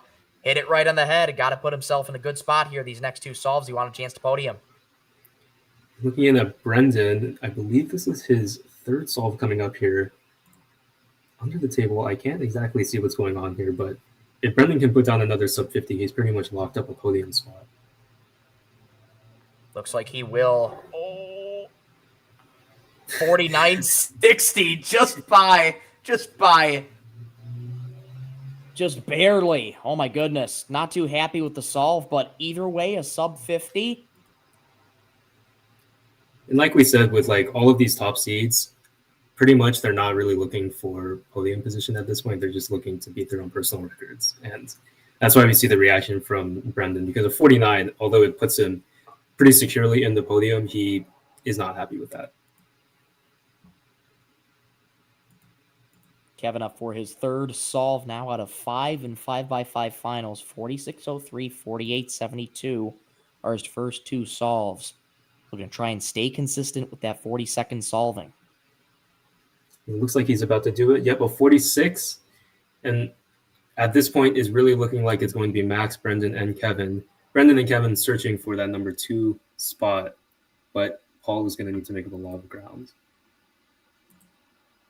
Max going for his third solve. Got a 35, 38, 40, 86 for his first 2 solves. 3 more to go in at 5x5 finals. Already getting those green centers done along with blue. Looking decently solid right here as he transitions to 3x3 stage. Yeah, he got through those first 4 edges pretty quickly, but then as soon as he went to go for the second set of 4, he's paused a little bit, but now he's on to 3x3 stage, and this is looking pretty fluid. Not a great Olo case. And a 36.93 Max Park. I mean, what is there to say about this guy at this point? That's the crazy thing. Big cubes, I mean, you're known for getting parity throughout solves. It's all about how you're able to work through them. And Max getting one case, I believe, of parity there, as you said, Chris, but just able to work through it. That's the big thing about Max Park and getting a solid 36-second solve. Yeah, and Max, apart from his incredible speed, which is what sets him apart, I think what really sets him apart is his consistency. Like, a lot of times in these big cubes, people can get standard deviations in their main of like up to 5 seconds, but Max pretty consistently is always putting down like sub 40 averages. If we're looking into Paul's 4th solve, he's really going to need to make up a lot of time here if he wants a chance at the podium, barring some pretty abysmal solving from Kevin and Brendan.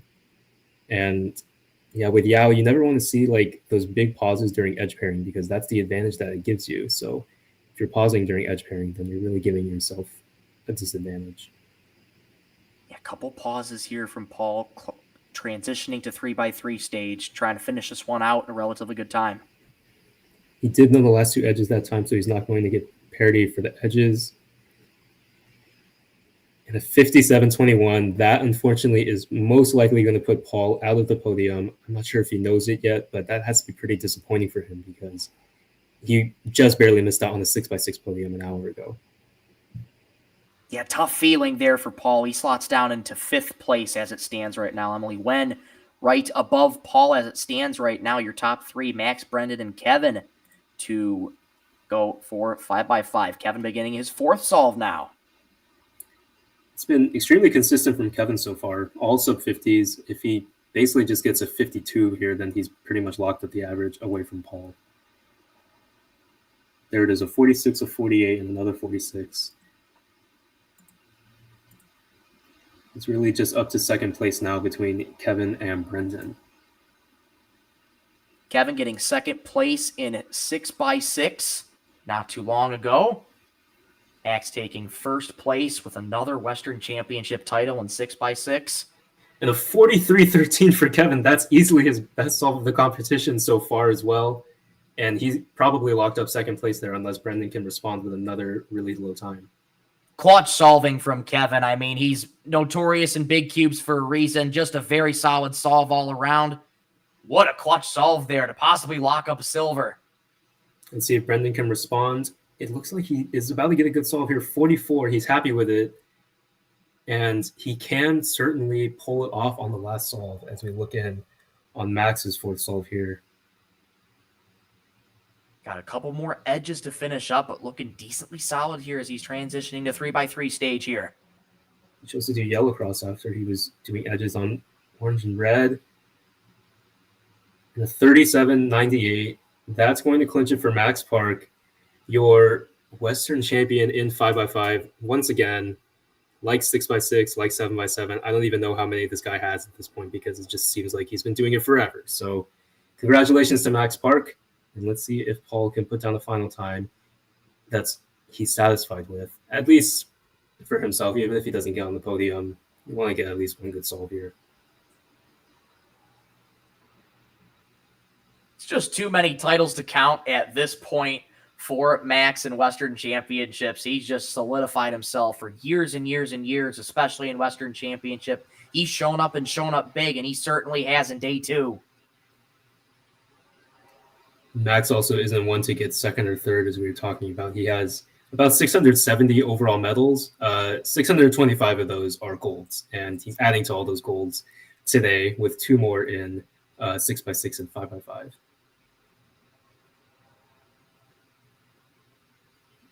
Here we go with Paul. This has been a pretty fluid solve. Not too many lockups, and a G-perm to finish.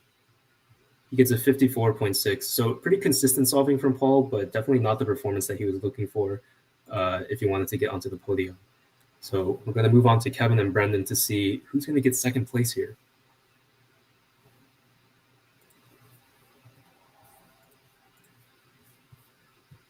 Kevin on his fifth and final solve, his best being that 43-13. His fourth solve was his best so far in this one. Looking to try and solidify it again with back-to-back good solves.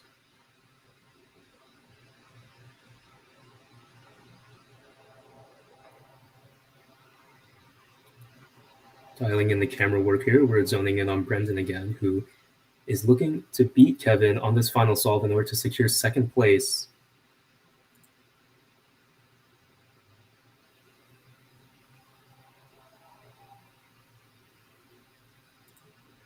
Kevin looks like he's just about finishing up 3x3 stage, although 3x3 stage is not his strongest part of the solve. This is going to be Kevin's worst solve, his worst possible average of 47. Still not out of the range of Brendan. Brendan needs to get a good solve here if he wants to beat that. He sure does. Looks like he's trying to finish up here. What can he do? Can he put it down at a good time? And another 49 for Brendan, so he's going to count the other 49, and I don't think that's going to do it for him. And it's not just barely. Kevin Hayes beats Brendan Dunnigan by about 0.7 seconds to take second place in 5x5. Now we're just watching Max's victory lap. He's already secured the Western Championship title and a sub 40 average. Absolutely. Sub 40 average guaranteed. Kevin 47.16, Brendan 47.85. So there are your second and third place. Watching Max do his final solve here in 5x5. Once again, super fluid 3x3 stage, and he puts it down a 37.77. Oh my gosh. So his worst solve is basically on par with his average from the last round. He gets a 37.56, easily winning this round. I mean, unbelievable stuff from Max right there. Like, there are some questions like, oh, he got a 40-second average in his last average, and maybe he hasn't been doing so hot this competition. Nope. Go ahead, 37-second average. Maybe not the world record that he was looking for, but I don't think he can be mad at a 37-second average at all. I certainly wouldn't be mad at a 37-second average in a 5x5 to begin with at all. What a performance from Max, and what a day for Western Championships. Day 2 wrapping up. Day 3 tomorrow, Chris. What are you looking forward to? Yeah, just to recap, so we had 5 finals today with Brendan Dunnigan collecting the Square One, Clock, and Megaminx Western Championship titles, with Max Park claiming 5x5 and 6x6. Pretty much as expected, but a lot of thrilling solves today. I can't wait for all of the bigger finals tomorrow as well. You can join me and Michael Rosenkrantz tomorrow as well. We look forward to seeing you tomorrow, and thanks for tuning into the stream. We'll see you next time.